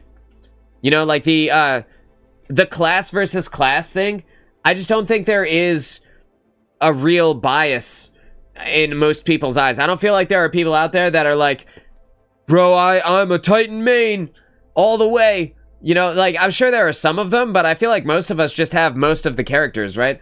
Like, most of us have all three, or at the very least, we have, like, 2 of the 3, right? And we play them semi-regularly. You know, we swap depending on what is good. If we need a Well of Radiance, we bust out the Warlock, right?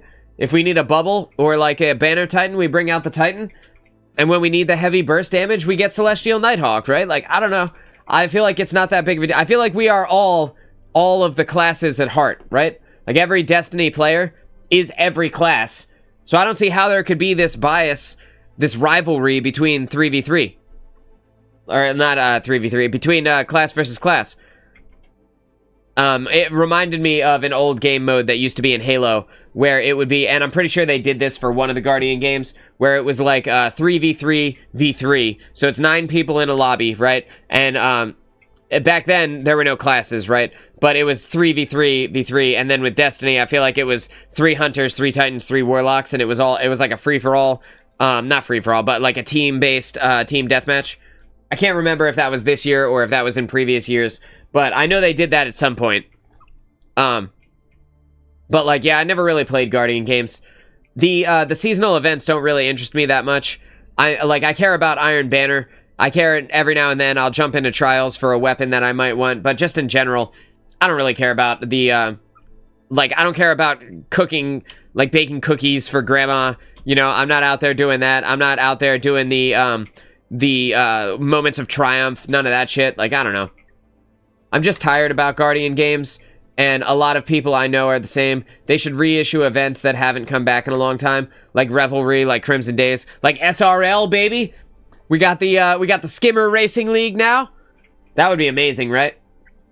SRL, like, was such a short period of time, but if they had added that, it would have added a completely new...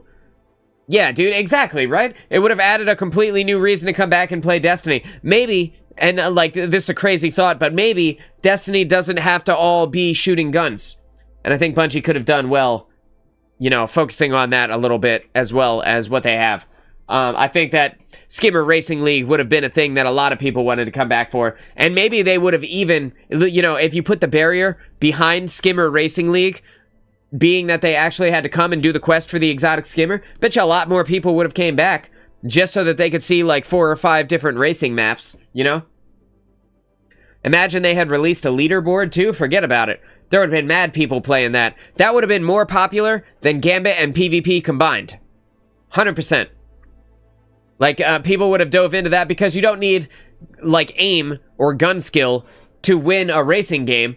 And I think, you know, they do the thing with Mario Kart where there's, like, secret places on the map where you can go and, like, take the secret route to get there a little bit faster. Like, dude, it would have been so cool.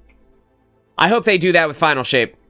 You know, it's a missed opportunity if they don't. We have incredible means of traversal in Destiny that just don't exist in other games. So it'd be really cool to see them do that. But, and I agree about Crimson Days. Crimson Days with the doubles playlist was so much fun back in the day. And, like, I didn't care about the chocolate ghost shell or the other shit. I don't give a fuck about that. But I really liked 2v2 because that was something that we never had, you know? It never came up. And you get to play it with your buddy or you get to play it with your significant other. For me, I played it with Ice Cold. You know, we had a great time. We went in there. We won some games. We lost some games. We each got some rewards that we didn't care about. We deleted and put it right into collections, but it was a good time nonetheless. And I agree. I feel like the game mode itself could have been changed up a little bit for this year. Like the fact that the Guardian Games playlist or the Guardian Games thing was like exactly the same as it's been. Like, I get they have other resources going to other places, but, you know, change it up a little bit, right? Give us something new to look forward to. I think that would have been great. But I think we're going to see more of that as Final Shape rolls out. And we know we still have one more raid coming, which I'm excited for that. I have never played Crota in Destiny 2 either. I didn't feel like that was worth coming back for. Did you play it? Did you like it? I feel like Crota was, I two-man flawlessed that raid with Ice in Destiny 1. So I had, like, very little, incentive to come back and play it again. Because I feel like I dominated that shit. Like, we dominated it two people in a 6-man raid. Like, we did amazing. It took us weeks to finish. And we two-man flawlessed it. It was so much fun. We had a great time. I don't know. I feel like I had my time with it. I want to thank everybody for coming out today. I want to thank Spicy One for dropping off the gameplay for me to review. Pedro, thanks for giving me the bits, bro. I appreciate you, and for hanging out with me. I gotta get on with the rest of today. I gotta go hit the John and make some lunch here, and make some lunch for my kid. I've been on for like 4 hours, and she's waving to me. I want to thank everybody for coming out. We will be back tomorrow with some more Overwatch gameplay. We'll be reviewing something, I'm sure. And I hope you all have a great rest of your afternoon. Pedro, again, thanks for hanging with me. And I'll see you guys in the next stream. Have a good one.